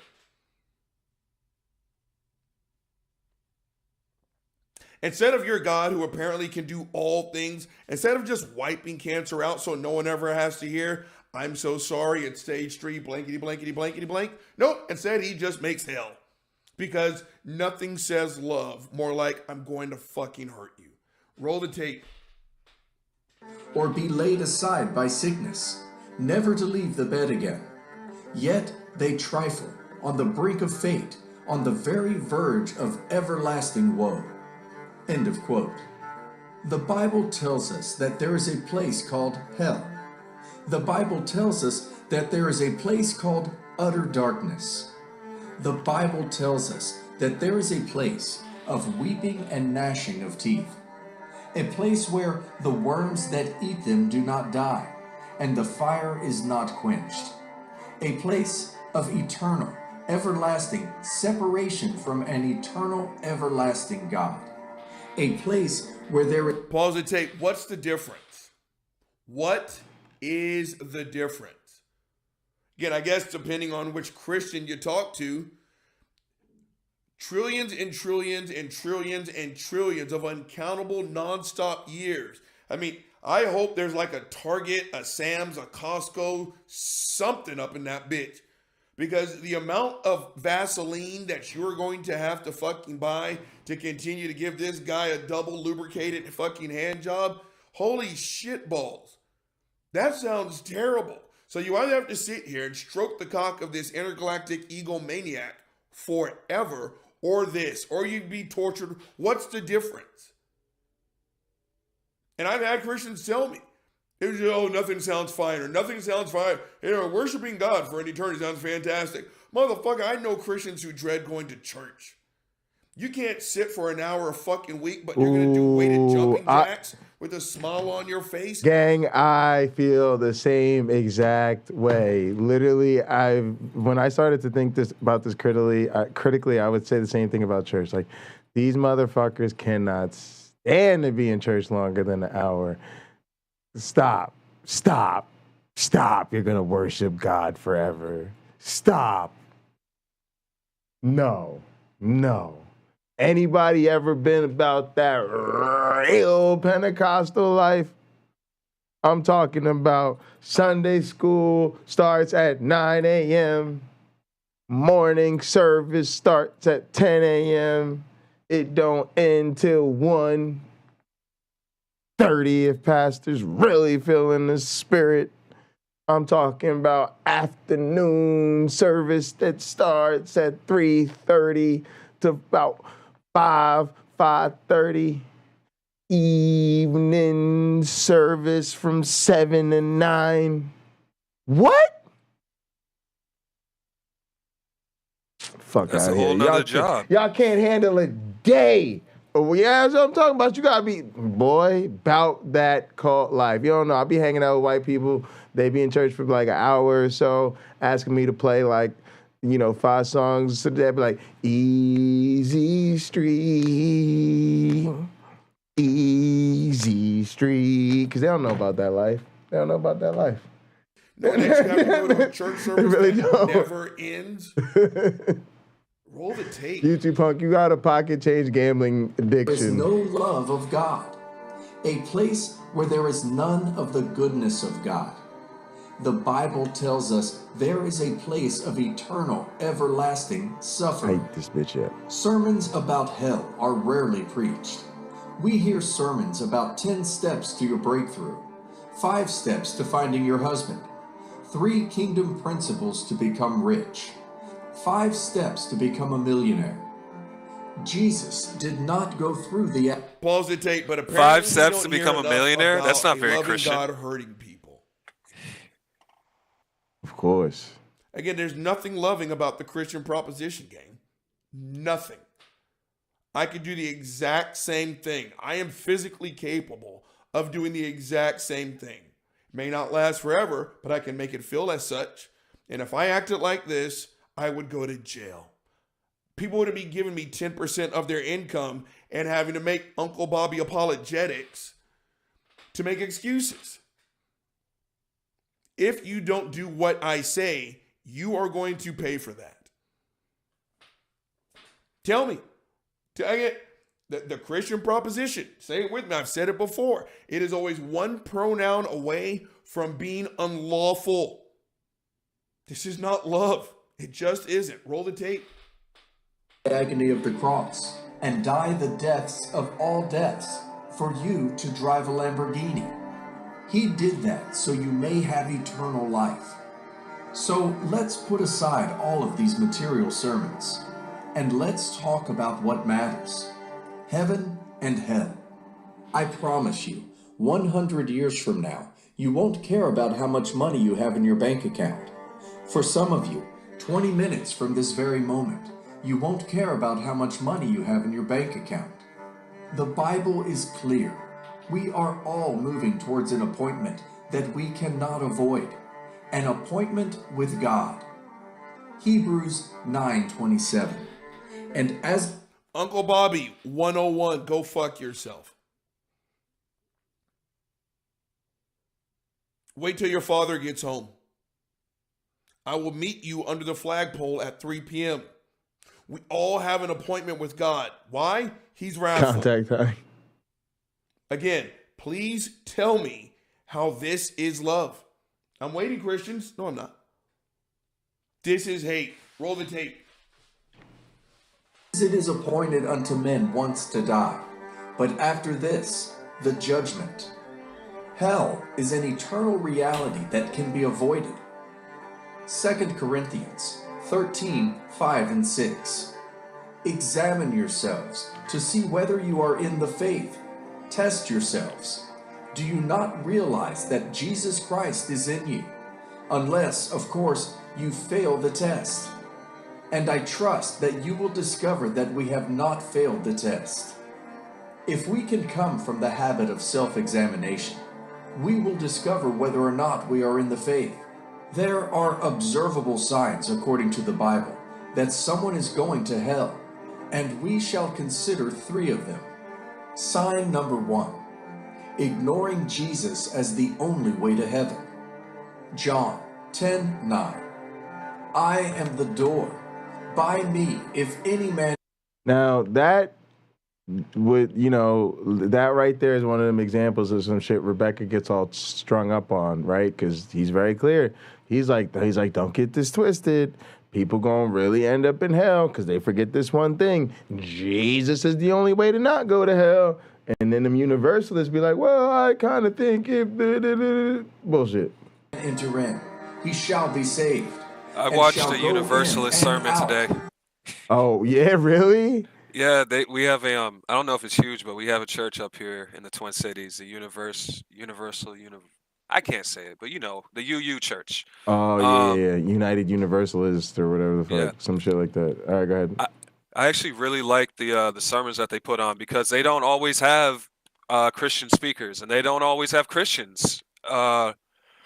Like they'll just bring in an interesting person that has something to say about resilience or having faith, or they try to talk about what people are actually going through. They're not just pulling from the book, and I respect that. And like you said, it's white folks. 2 songs at the beginning, 2 songs at the end, and we out. It's right. Great. Exactly. But yeah, it's all right, I'll let it roll. And find pasture. You can never choose to ignore Jesus and expect to get to heaven. Jesus is the only way to heaven. There are not many ways to heaven, but one. And Jesus is that way. All right, pause the tape. I'm black. Gang, this is all just sitting on some bullshit, isn't it? Again, Jesus is the only way. Please don't tell that to the Amazonian tribes that literally do not have a God concept in their language. Literally don't have a God concept in their language, but they're going to go to hell. Oh, let me guess. Well, Robert, if you just look up in the stars, what about the trees, Robert? How do you think you got here? Pizza leaves fast on the west, therefore the mudge. Again, Christians, you can sit there with that arrogant look on your face all day long, but you still have not explained all the other religions. You haven't. And every time we ask a Christian about this, what happens, gang? What happens? It's like, well, what about that religion over there? Well, they don't have Jesus Christ. Blah, blah, blah, blah, blah, blah. Again, you guys are going off of the only it that you want. And the it is Jesus. There is a religion, Hinduism, where one of their gods has an elephant's head. How do you know that's not the it? There are thousands, if not millions, of it's. But you guys, of course, thank God, quite literally I'm thank getting an echo God from somebody. that you chose the one right That's religion. probably me. Out I of the agree with this shit. Thousands, and probably of those, the hundreds of thousands of individual God claims. Quite literally thank your God that you got the one that is correct. You arrogant bastards. Roll the tape. John 10:9 says that Jesus is the door, and that it is only those who enter through him that will be saved. People may attempt to enter heaven through other ways, but they will be disappointed because the only way to heaven is Jesus Christ. If you reject the sacrifice Jesus paid to purchase your salvation, you are a wicked person, irrespective of how morally good or well... Pause the tape. You're a wicked person. Battered spouse. Battered spouse. That is the first one. The irrational belief that the pain you are feeling is your fault. That is exactly what an abusive spouse says. Why did you make me do this? This is your fault. If you reject the whatever the fuck of Jesus Christ, you're a wicked person. How is that any different from why are there not 3 ice cubes in my drink? Now go fetch my belt so I can give you some motherfucking discipline, you dumb bitch. What's the difference between that and you're a guilty sinner who deserves to go to hell? I'll tell you what the difference is. When you hear option A, you call the cops. When you hear option B, you pull out your wallet and give the person that just told you that 10% of your income. Roll the tape. Well-behaved you are. 10%. It is good for us to note that good works I used to pay that does not shit, y'all. qualify anyone to enter heaven. The only people heaven is meant for are the believers in Christ, those that are saved by grace through faith in him. Ephesians. Pause the tape, gang. What a fucked up... Jay, we went to this church up here a couple of times, Again, and they did God is real. a month-long Bubba's butthole just tithing, now has more and a lot of it morality than the was Christian how you God. should pay What else 10% is there of gross to judge instead of people net. on than by Oh, what yeah. they do? Absolutely. Seriously. Absolutely. Again, the Muslim surgeon who stayed late past their shift. They took special interest in your case, operated on your monkey ass nonstop for 7 hours to save your life. And that person is going to go to hell and be tortured forever. You arrogant bastards. What else is there to truly judge people on other than their actions? Well, according to Christianity, your thoughts. What you do does not matter. The only thing that the Christian God judges you on is how you think. And all he cares about is about you, what you think about one thing. Do you want to jerk me off? Roll the tape.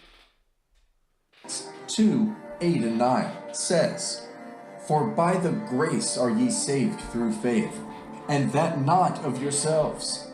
It is the gift of God, not of works, lest any man should boast." Salvation is not about you. Salvation is not about you. The Christian faith is not a man-centered faith. Pause the tape. Again, there's the biggest difference right there. I don't think I need saving. I don't. And you know what? Even you Christians, I don't think you need saving. I think for the most part, we're just kind of okay. We are. Do we have faults? Yeah, of course. But we also have good. And so let's weigh the good against the bad. Unlike, the Ray Comforts, have you ever told a lie? Well, what does that make you? Shut the fuck up. I mean, it's sad, gang. It is sad. This is what the overwhelming majority of people in this country believe. That they are so fucked up. Again, not just a self-defense team, as just a human.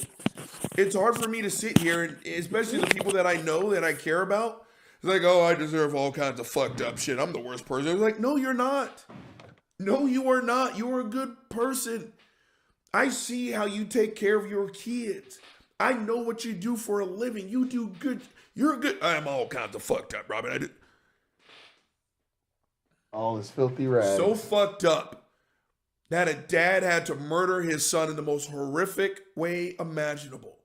Now drink my son's blood and eat his flesh, and you're still not okay. I mean, that's what makes this so hard to listen to. Roll the tape. It is a Christ-centered faith.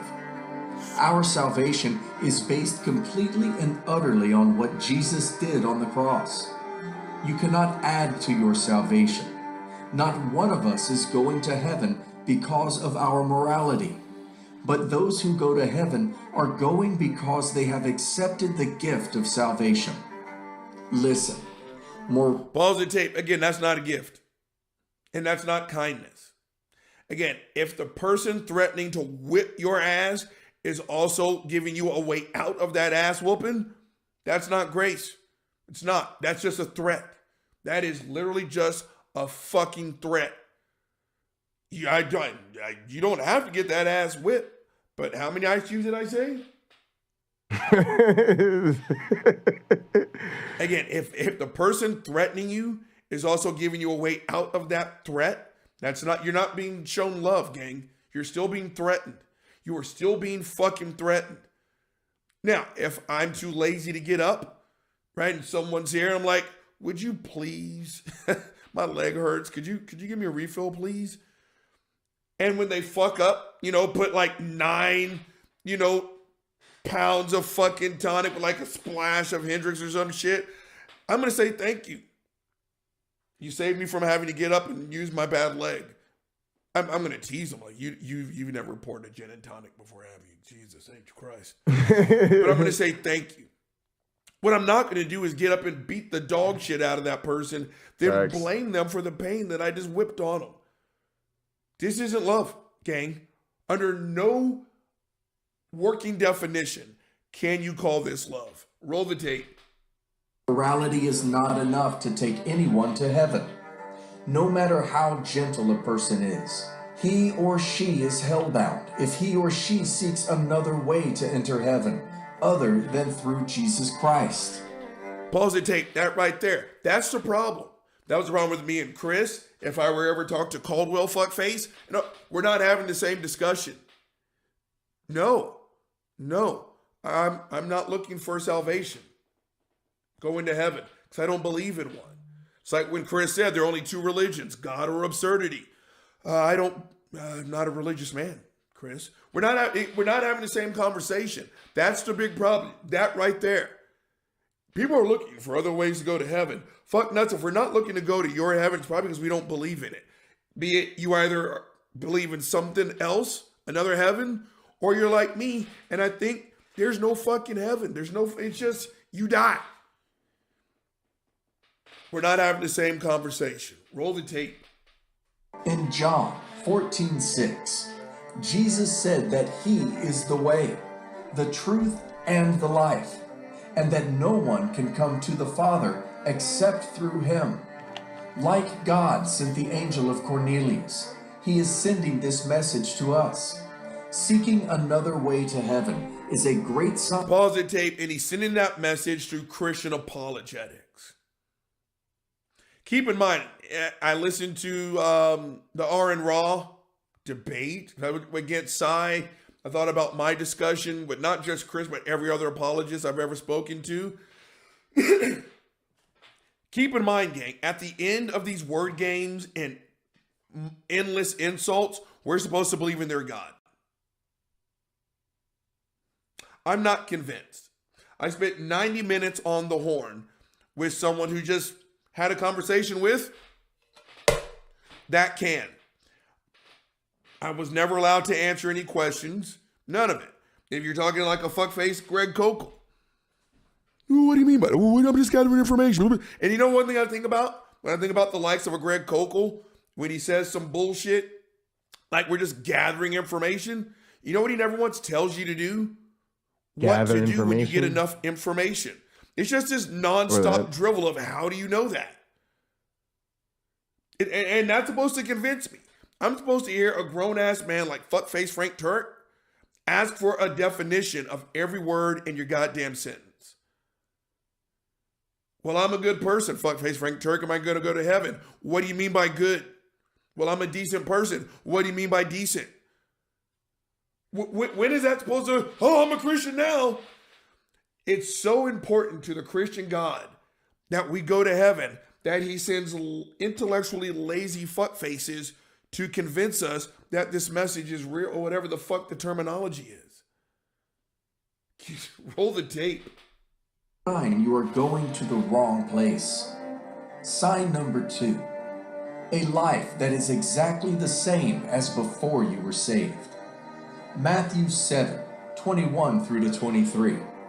Not everyone who says to me, Lord, Lord, will enter the kingdom of heaven. I know this one. Yeah. Only those who do what my Father in heaven wants will enter. Many will say to me on that day, Lord, Lord. I don't know you. I know that verse. Go fuck yourself. Right? That my life hasn't changed. I've got a pretty good life. You don't have to like it. Just like I told all the apologists, you're right. And it's this thing that we adults call a disagreement. You may think I'm the biggest pile of shit to ever walk the planet. I don't. More importantly, the people who care about me, they don't. Okay. Right. Your life hasn't changed. It's because I don't want it to. I think I'm good to go. And if your God exists, and if that's not good enough for him, he can go fuck himself too. Again, how you act is how we judge you. It's just really that simple. Roll the tape. We prophesy in your name. Didn't we drive out demons in your name? Didn't we do many miracles in your name? Then I will tell them clearly, I never knew you. I never Get knew away from you. me, you who do evil. Go! This passage of scripture reveals to us that there are those who are assured they are going to heaven. All right, gang, he's about to pause it. Let's fight.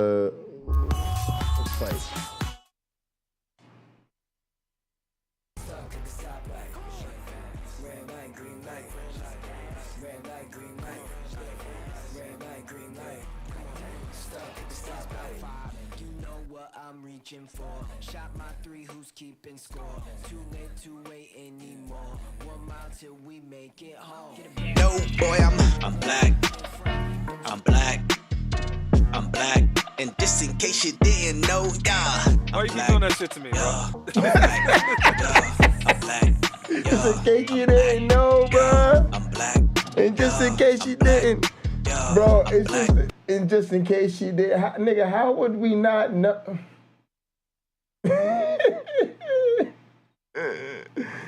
Oh, love it.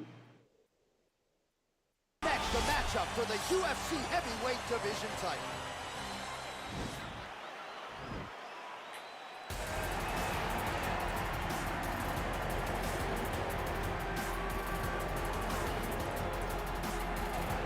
Well, for a long time, he's been mentioned with the baddest men on the planet. For a long time, though, the title fight eluded him. Not anymore. Here he is, the #1 heavyweight contender, finally making this walk and cracking a smile. He's waited a long time for this. He's not expecting a 25-minute war. He believes he has the power and the skills to get this thing done quickly. I guess we'll find out.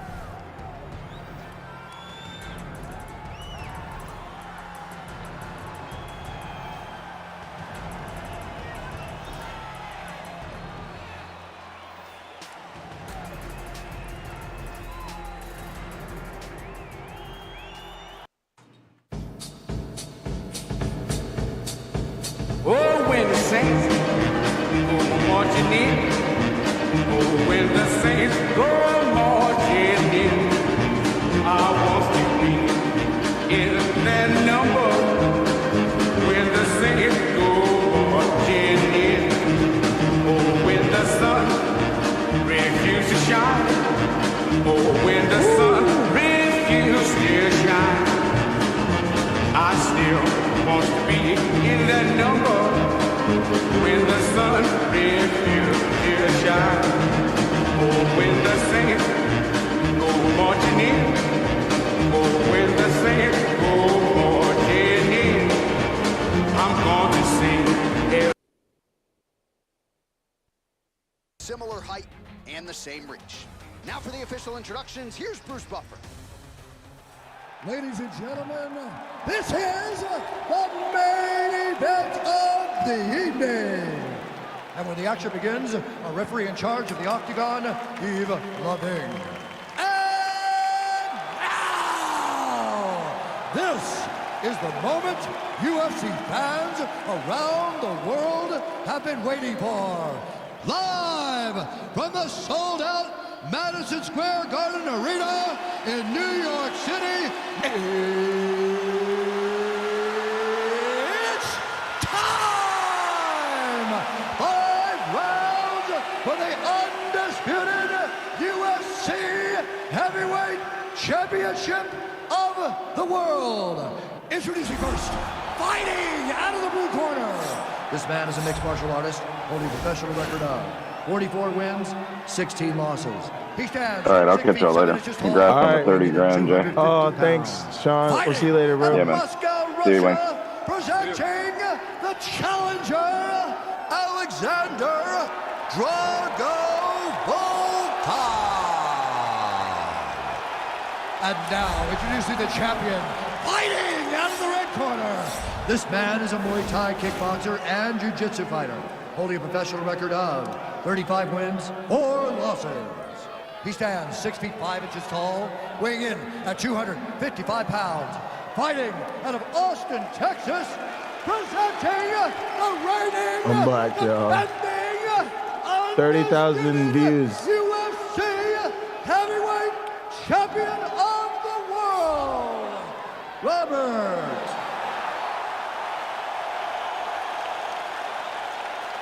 UFC belt online. Protect yourself at all time. Obey my command at all time. If you want to touch love, do it now. Go Do back it to your now. corner.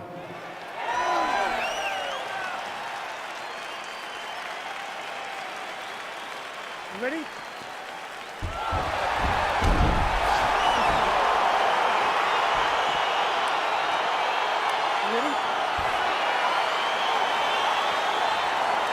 Let's go. Here's round 1 of this UFC heavyweight I went to go touch gloves. The baddest man on the And he- planet. There too he late. is in the flesh. He has defended this title in the Oh, past. all right. And I'm despite not. the fact that this has been a belt that has I'm not changed hands quite a feeling bit, this. not since this man has held it down. We'll see if he can keep his championship legacy going here tonight. Stuffs the takedown, Yes. no problem. Look at how he turns his hip over when he throws that kick. Another clinch position. Look for a level change as he tries to secure a takedown. Ooh. Oh, shit. Get out of here. Grabbing the back of the head, pulling forward on the head, and landing a beautiful punch. Really's got his opponent on notice. Ooh, combination of knees. That is not what he is looking for. He better raise that guard quickly. He better raise that guard. Oh, he got me because I was out of stamina. Oh! Shit.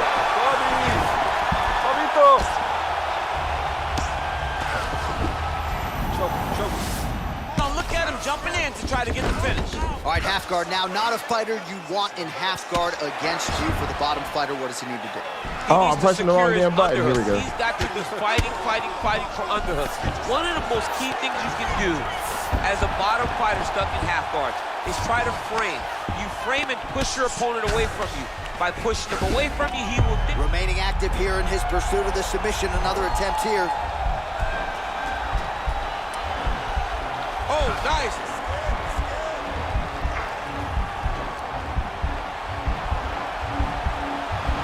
He might get a finish here.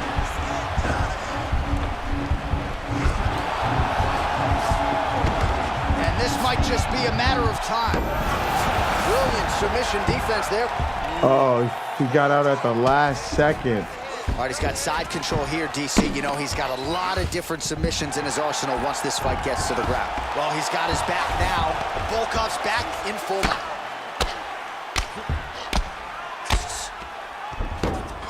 All right, looks like he's got a couple hooks in here, DC, and defensively, you better be careful. Volkov's got his back yet again.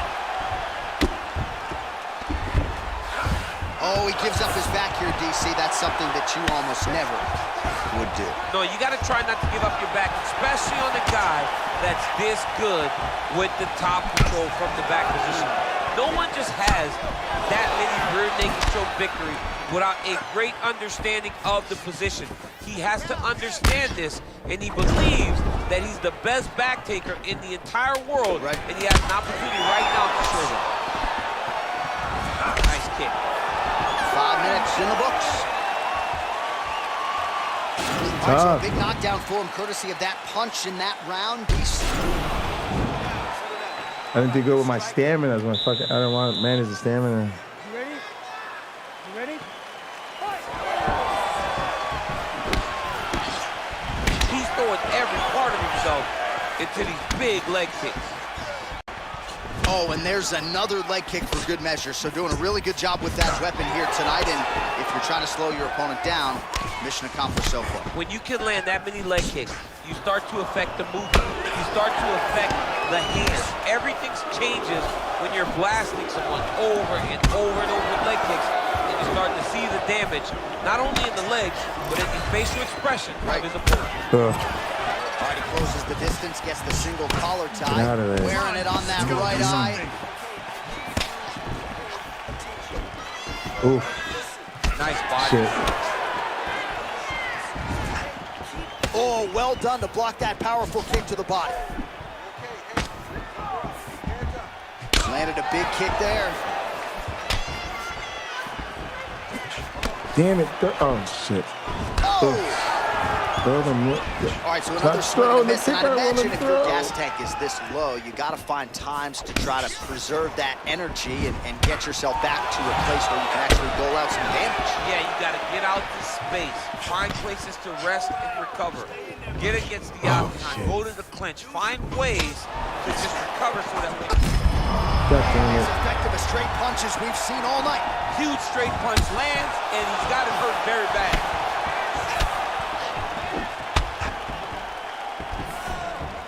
Well, a really good second round for him thus far. After a somewhat lackluster first round, he has found the rhythm and found his striking range. Scary proposition for the opponent now here in round 2. Man, striking class is in session. Beautiful punch there. Great job landing. What a damaging punch. Oh, he hurt him bad with a jab. Oh, there you go. Yep, right there. Right side control now, DC. You know he's in his element on the ground. A lot of tricks up his sleeve. A lot of tricks.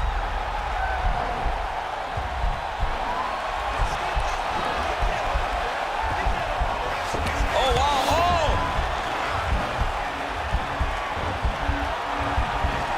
Oh, we're getting a finish here. Oh, now he's in trouble.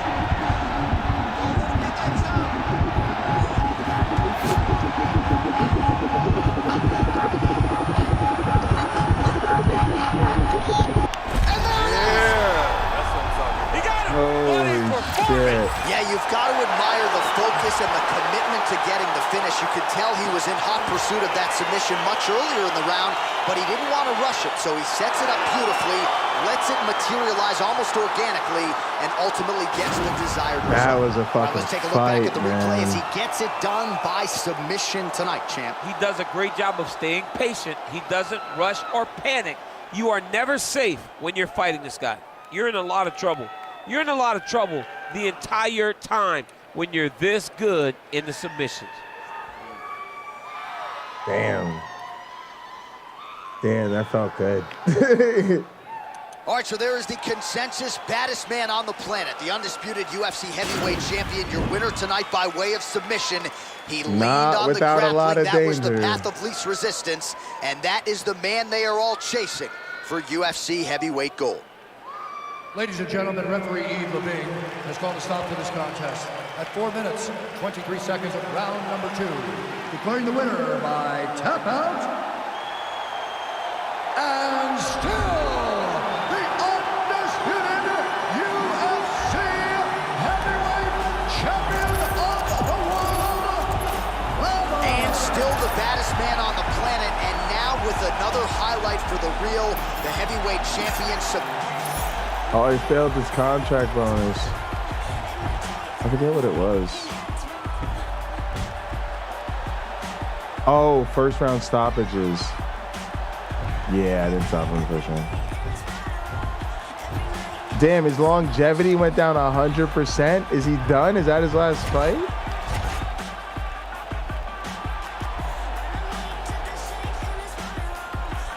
Jerome said, hold on, hell is immoral.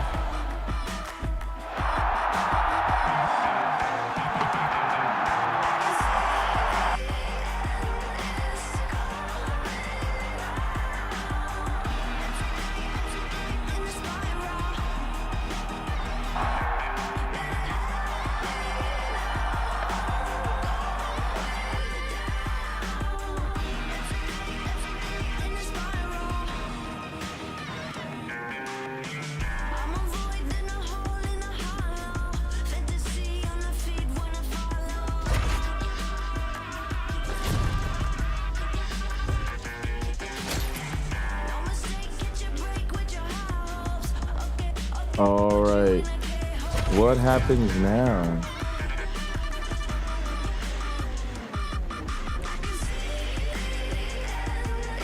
Are they gonna retire him?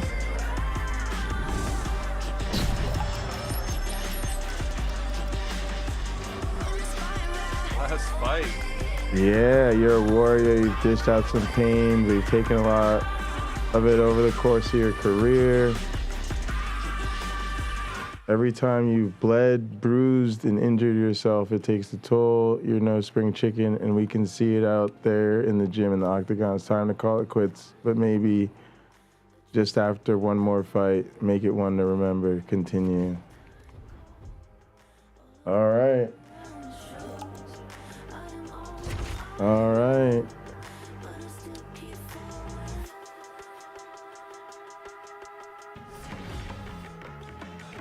Fuck that. Nah, do it. You gotta do it. I don't have you to gotta do it. do it.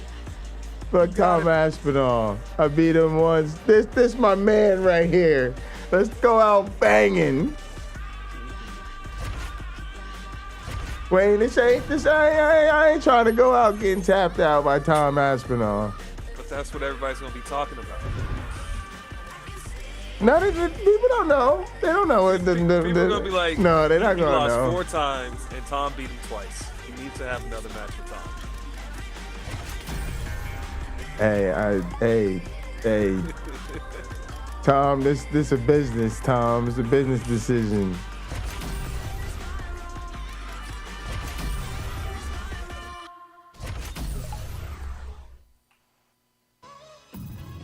Oh man. I'm gonna hang it up. He could come get it. All right. Where's the? All right. Let's switch back over.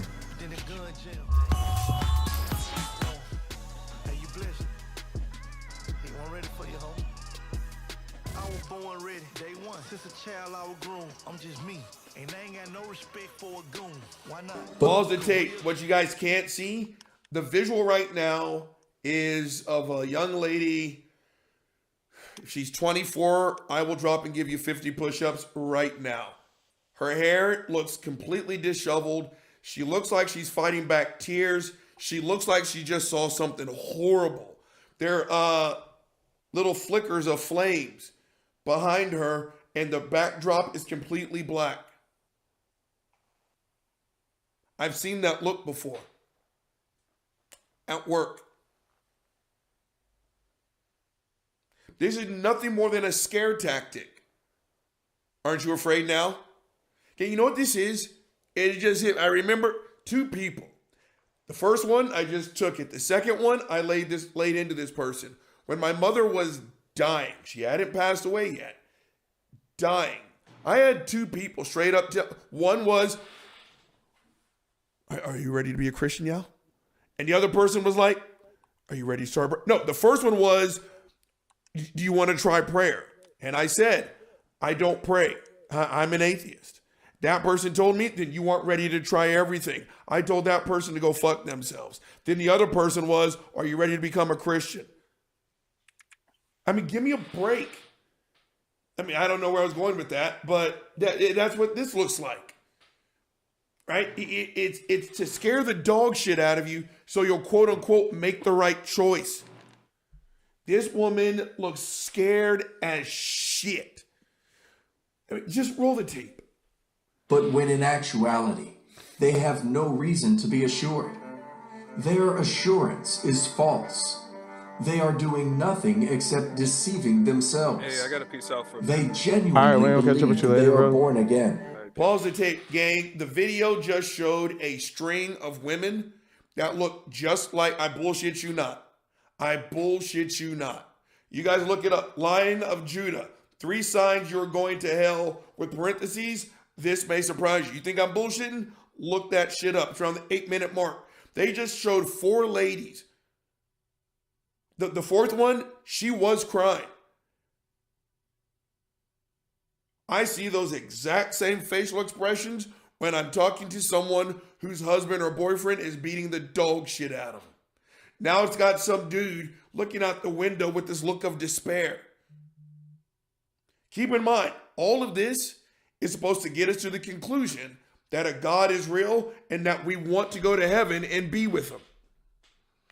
Tell me when I'm supposed to sign up. Hey, Blaster Master. But they are not. So what is a clear indication that you are going to hell? There is no change in your life from since you were born again. You cannot be born again and experience no change in your life. If before you were born, you used to lie, steal. Pause the tape. Look at those eyes. You guys thought I was bullshitting. Look at that. Look at that. This is supposed to convince us, gang. That's supposed to convince us. No, that's supposed to scare you. Again, born again. You guys know the saying, I was born right the first time. I'm not going to sit here. And no, it's not because I'm being, obstinate or I'm rebellious against God. Because this is what I truly believe. Burke, my dad, Carrie, my mom, they did a good job. I turned out okay. And the only way that I'm going to sound like this is to say that these 2 people behind me, that they fucked up. And they did it. I turned out to be a good kid. Roll the tape. And cheat. And then after you are born again, you still lie, steal, and cheat with no change whatsoever. Examine yourself. I am not for 1 second saying Christians do not sin once they are born again. We all know they do, in fact. But what I am saying is that when the Holy Spirit enters your life, there has to be a change in your life. A change that even if... Pause the tape. And the change is, normally I just spit, you guys become more annoying. You sound like Chris. You sound like Caldwell Apologetics. You sound like the people who sit outside the grocery store and tell me I'm a sodomite faggot. You're right. You're going to lie. You're going to do something deceitful. We all do. But like I said, out here in reality land, we weigh your good against your bad. And it's not a perfect process. But for right now, it's the only process we got. Right? And according to Christianity, the moment your dad fucked your mom, you're terrible. You're absolutely terrible. And again, I find it ultra hypocritical that all life is sacred. We can't have abortion. But we're all born sinners. And all sinners deserve to get hurt. Unless, of course, you die of SIDS at 3 months, then apparently you get to go to heaven because we're all born sinners except for infants. What? Let's wrap this up. Roll the tape. If you do fall into an old sin, you repent or are filled with godly sorrow towards your sin, and not the joy you once had committing that sin. When you love sin and do not show any feeling of remorse for sins you have committed, it is a sign you need to examine yourself. Instead of taking responsibility for your sins and seeking for the mercy of God, if you always try to justify yourself and give excuses for your wrongs, it is a sign you need to examine yourself. If you find yourself planning your day around sin or going out of your way to sin, you need to examine yourself. I must be clear, Christians do sin, and they do fall short. I must repeat again, no one goes to heaven because of their morality. You enter heaven by accepting the free gift of salvation. My point here is simply this. If your life is exactly the same before you gave your life to Christ. Yeah, I'm licking your balls. Gang, pause the tape, end the tape. That was just a big bunch of bullshit. Wasn't it? Again, listen to the sorrow-filled music and the imagery and the blase and the glavinoids. That was fucking terrible. Gang, Uncle Bobby is only giving you 2 big motherfucking problems. So as a result, Uncle Bobby's going to give you 2 big motherfucking solutions. Gang, the first one up is Caldwell Apologetics. Shut the fuck up. You're right. and to your credit, numbnuts, you took nothing out of context. Nothing. And you're right, Christians, I don't care. I do not care for one single fucking second about all the qualifiers you put in front of rape, Holocaust, slave trade, raping a child for fun. What the fuck's wrong with you guys for saying that and thinking about that bullshit? I don't care. I do not care. But again, just like why I don't go to football games. That's the accepted behavior in a football stadium.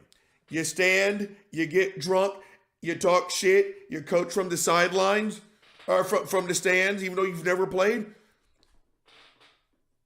Those are the rules.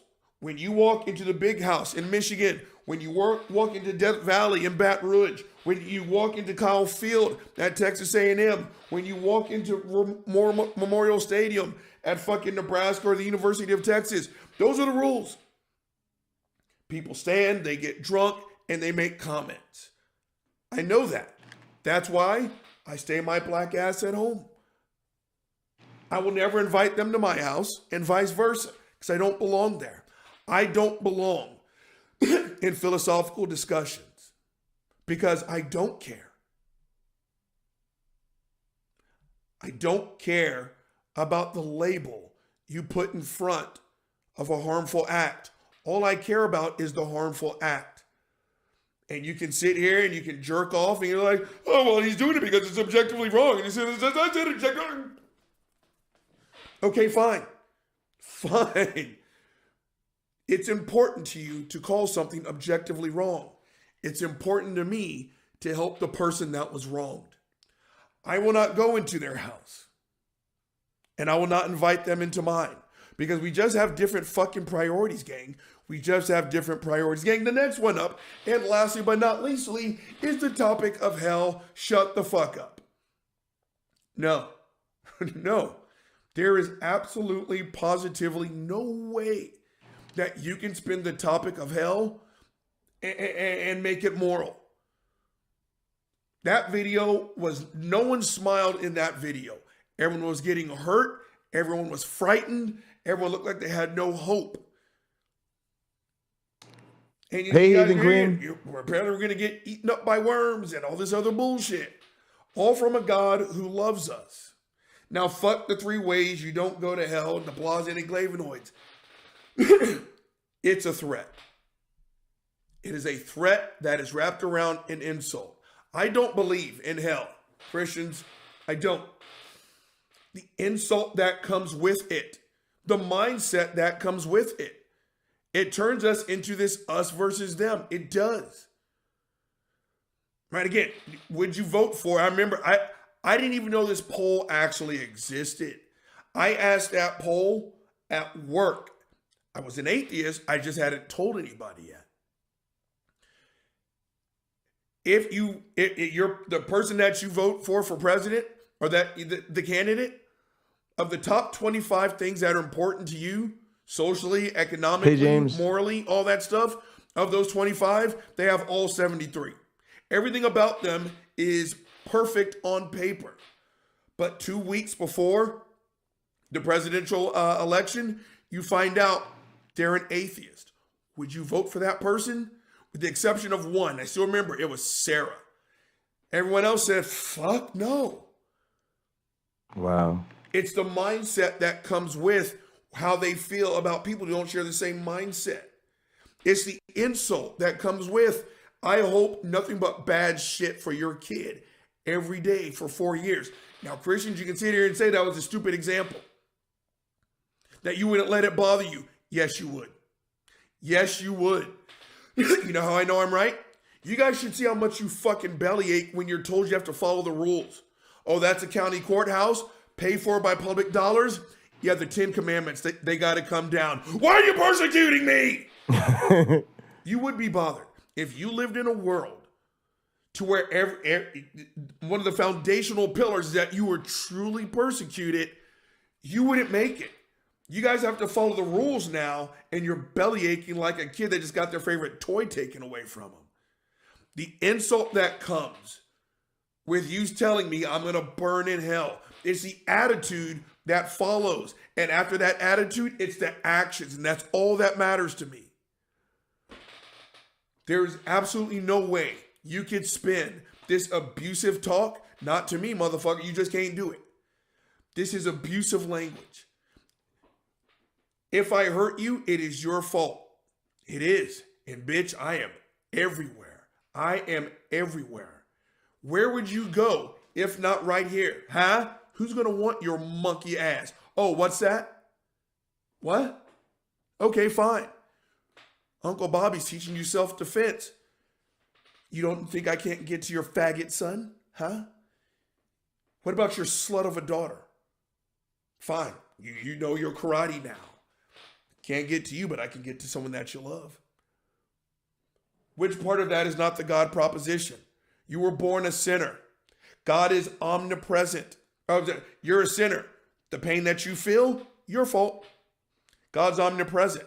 He's there when you're jerking off, having sex without a wedding ring, worshiping another God or no God at all. Right? You're worthless. You are absolutely born worthless. If not to heaven, where else are you going to go? Huh? I'm the only one that fucking loves your sorry ass. And okay, you get Uncle Bobby. No, you won't. You're not going to get Simon. I guarantee you. My best friend will die with non-belief. Okay, we'll get Simon. Which part of that does not meet the 4 diagnosable criteria of battered spouse? Again, if you knew someone who actually lived like that, you call the fucking cops. God does the exact same thing. People give 10% of their money to the church 10% where they learn that they're off the useless tippy. sacks of shit. And that Like they say, they'll give a whole conference about how have you been giving 10% of your net? Oh no, that's not acceptable. You're better than what that fucking Bible says. The world would be better if you guys thought more highly of yourselves. Believe it or not, Uncle Bobby actually does. You're better than what they are telling you. Keep believing in your God or whatever the fuck you gotta do. Please, God, don't.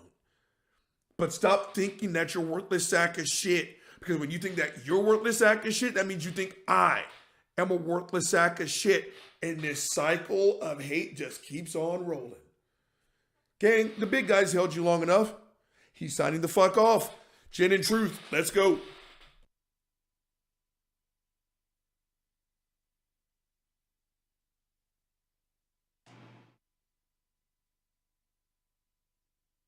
All right, gang. And that's perfect timing because It is time for Uncle Bobby's last fight in this UFC career.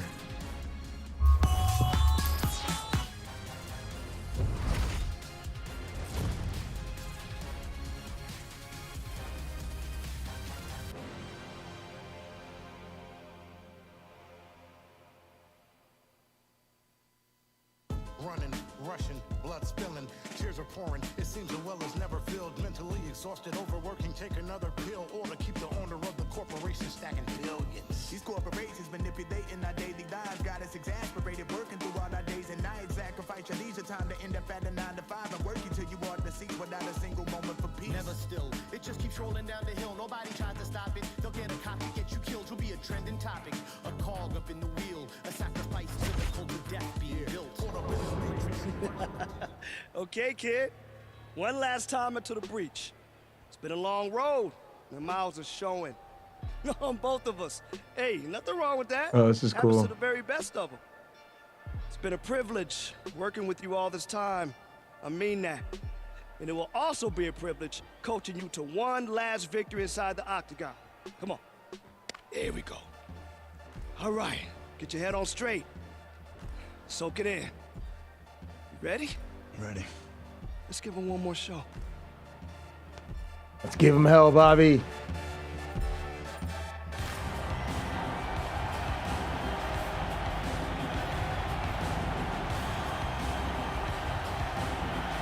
Well, for a long time, he's been mentioned with the baddest men on the planet. For a long time, though, the title fight eluded him. Not anymore. Here he is, the #1 heavyweight contender. Against one of my favorites, Derek the Beast Lewis. 2 knockout kings. Two knockout kings. Done quickly. I guess we'll find out. Don't blink. This one might be over.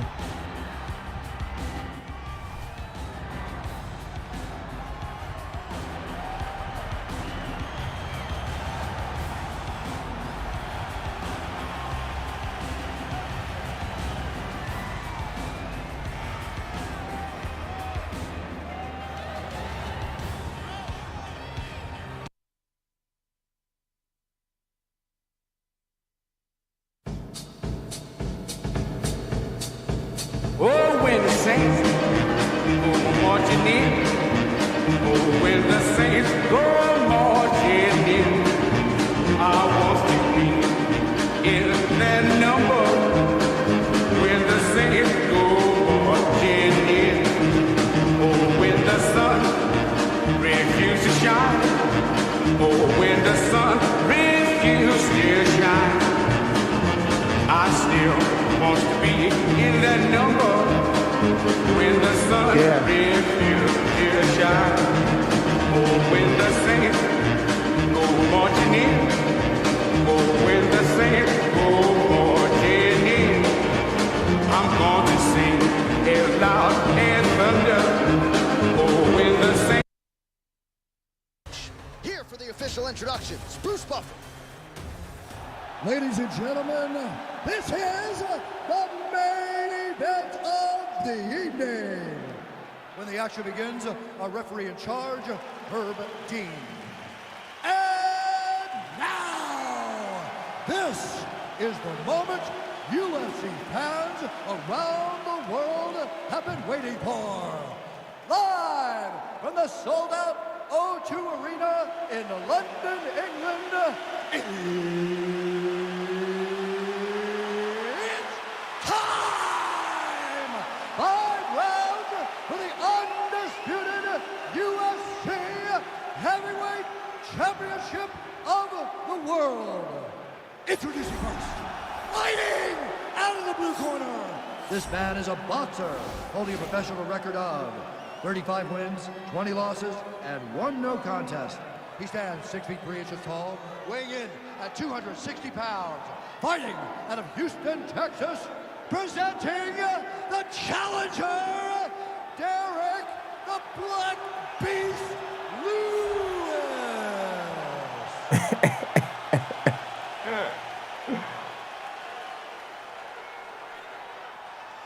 And now introducing the champion, fighting out of the red corner, This man is a Muay Thai kickboxer and jiu-jitsu fighter, holding a professional record of 36 wins, 4 losses. He stands 6 feet 5 inches tall, weighing in at 255 pounds. Fighting out of Austin, Texas, ladies and gentlemen, presenting the reigning, defending, undisputed UFC heavyweight champion of the world, Robert. All right, this is for the championship. You've been giving your instructions in your dressing room. Protect yourself at all times. Follow my instructions. We will have a clean fight. Touch gloves. Let's make it official. No touch. No touch. Ready. Let's fight.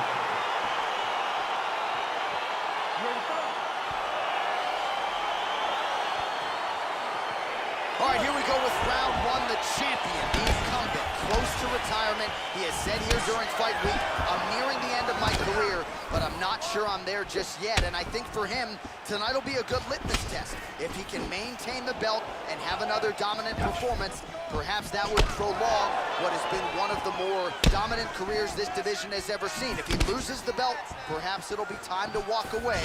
Only time will tell.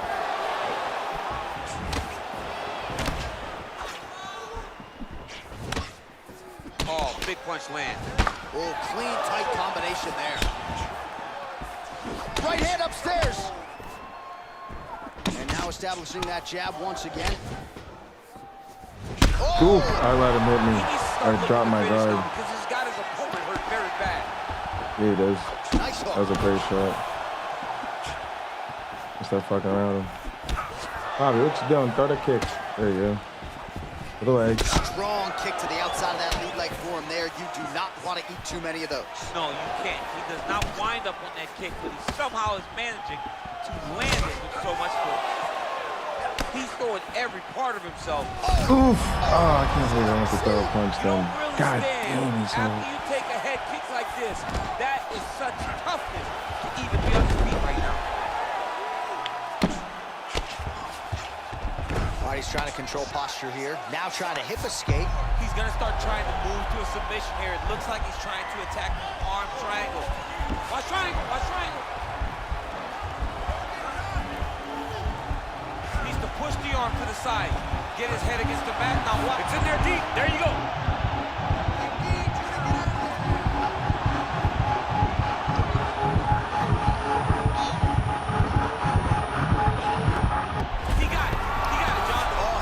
Had to get out of there. Could not take any more bombs. Had to take him down and go to the wrestling advantage. Now that's when a mixed martial artist beats a boxer. Takes advantage. The old Uncle Bobby comes out, the football moves, the tackle. Tackle and squeeze, tackle and squeeze, tackle and squeeze. Best submission specialist we've seen in a long time. Had to do it. Had to do it. That was tough, man. I took a couple of them bombs. So there he is, I was like, hell no. One more of those could have ended the fight. A title that every heavyweight wants. He has it after the win by submission here tonight. He leaned on the grappling, and he got the job done in a big way.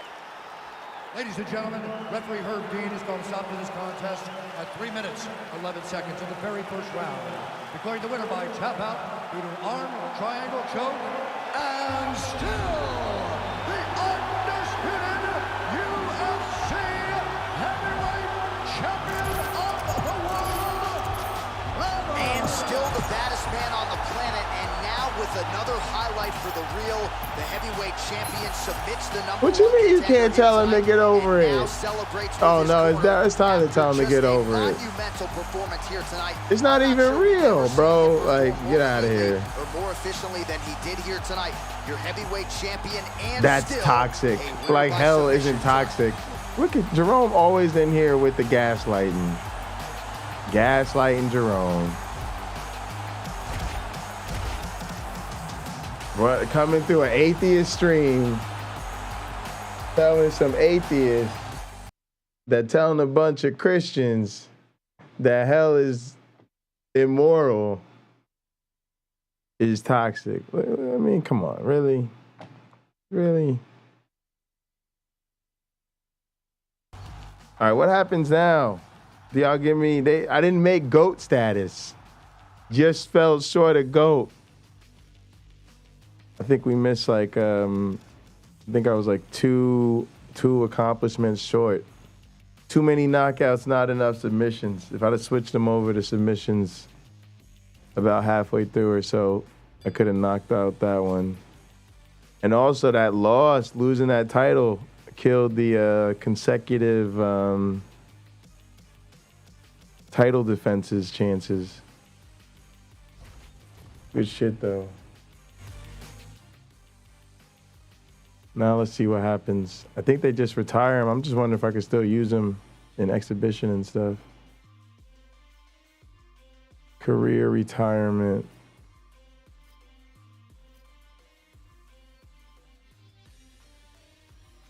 Don't worry, don't think you should have done, or if I only had more time. You did great. You put the 4-ounce gloves, walked in the octagon, and put on some of the best fights the sport's ever seen. You bled, hurt, and injured yourself on your journey, and sadly, all that adds up. It's time to call it a career, return to Career Hub. All right. Retired. So is that just it? You stop fighting, you're done? No more training camps? You can see your accomplishments. See, we needed 2 more to make GOAT status. We needed either 5 more submissions. I needed to get to 17 consecutive wins or 11 consecutive title defenses. Instead, I got to 8 because of those fuck faces. 8 out of 11 performance bonuses and 1 out of 9 fight. Didn't get a lot of fight of the nights. Cool beans. All right. So now you just quit career mode. And I think you can still use them in the exhibition mode. But yeah, that's it. We'll check that out. But look. Appreciate all y'all. I'm going to call it. I want to chill, make some dinner, link up with the gang. We will be in the Bundy Ranch gather. It's the main members only gather we have. So if you don't have access, shoot me a message in Discord, and we can send you the links and passwords in Discord once we figure out who you are. But otherwise, come link up with us at Bundy Ranch. Thank you all so much for tuning in. Thank you all for your support, your views, your subs. Please do like the video, subscribe to the channel. There are links in descriptions if you'd like to donate. And please, please, please share with other people. And onward and upward, we'll knock out the next thing. I'll be back live tomorrow at 1 p.m. With Cliff. Doing Mabe and some programming. And then I believe tomorrow at 8 p.m. Cliff and I are both gonna appear on Skeptic Haven. So look forward to that. We'll see you tomorrow. Come link up with the gang and gather. We'll I'm sure we'll be watching some TV shows and some movies tonight while we game, and I'm gonna make some dinner. So I'll see you there. In the name of the Darwin, the Dawkins, and the Christopher Hitchens. Science bless you all. Poof.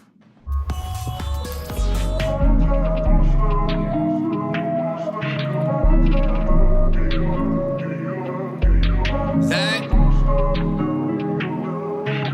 why she wanna leave me alone? Saying all I do is wrong. No rights when they been left turns. Playing that she gotta let it burn. Saying that the house not a home. Sunshine cause you heard it all before. Sometimes she don't wanna be alone. Most times she don't want me gone. She don't know I try my all. She don't know I sprung in the sun, but I'm going in the winter, so we good to the fall. Remember how I told you I get it and I win, now I got it, you ain't answer my call. Wonder if I've been moving too strong. Maybe I just been moving too boss. Really hate when the feeling get lost. Nowadays she just dodge my calls. In the game throwing laws like Paul. Young legend Miss John like Wall. And I wish you never met like Call. Thick game lay it down like law. Made plans but you canceled them all. I was just trying to splurge in the mall. Now I'm home stacking bread till you call. It's time to roll. She tryna slide. We smoking za.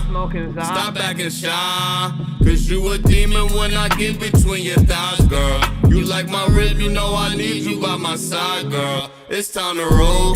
She tryna ride. We smoking.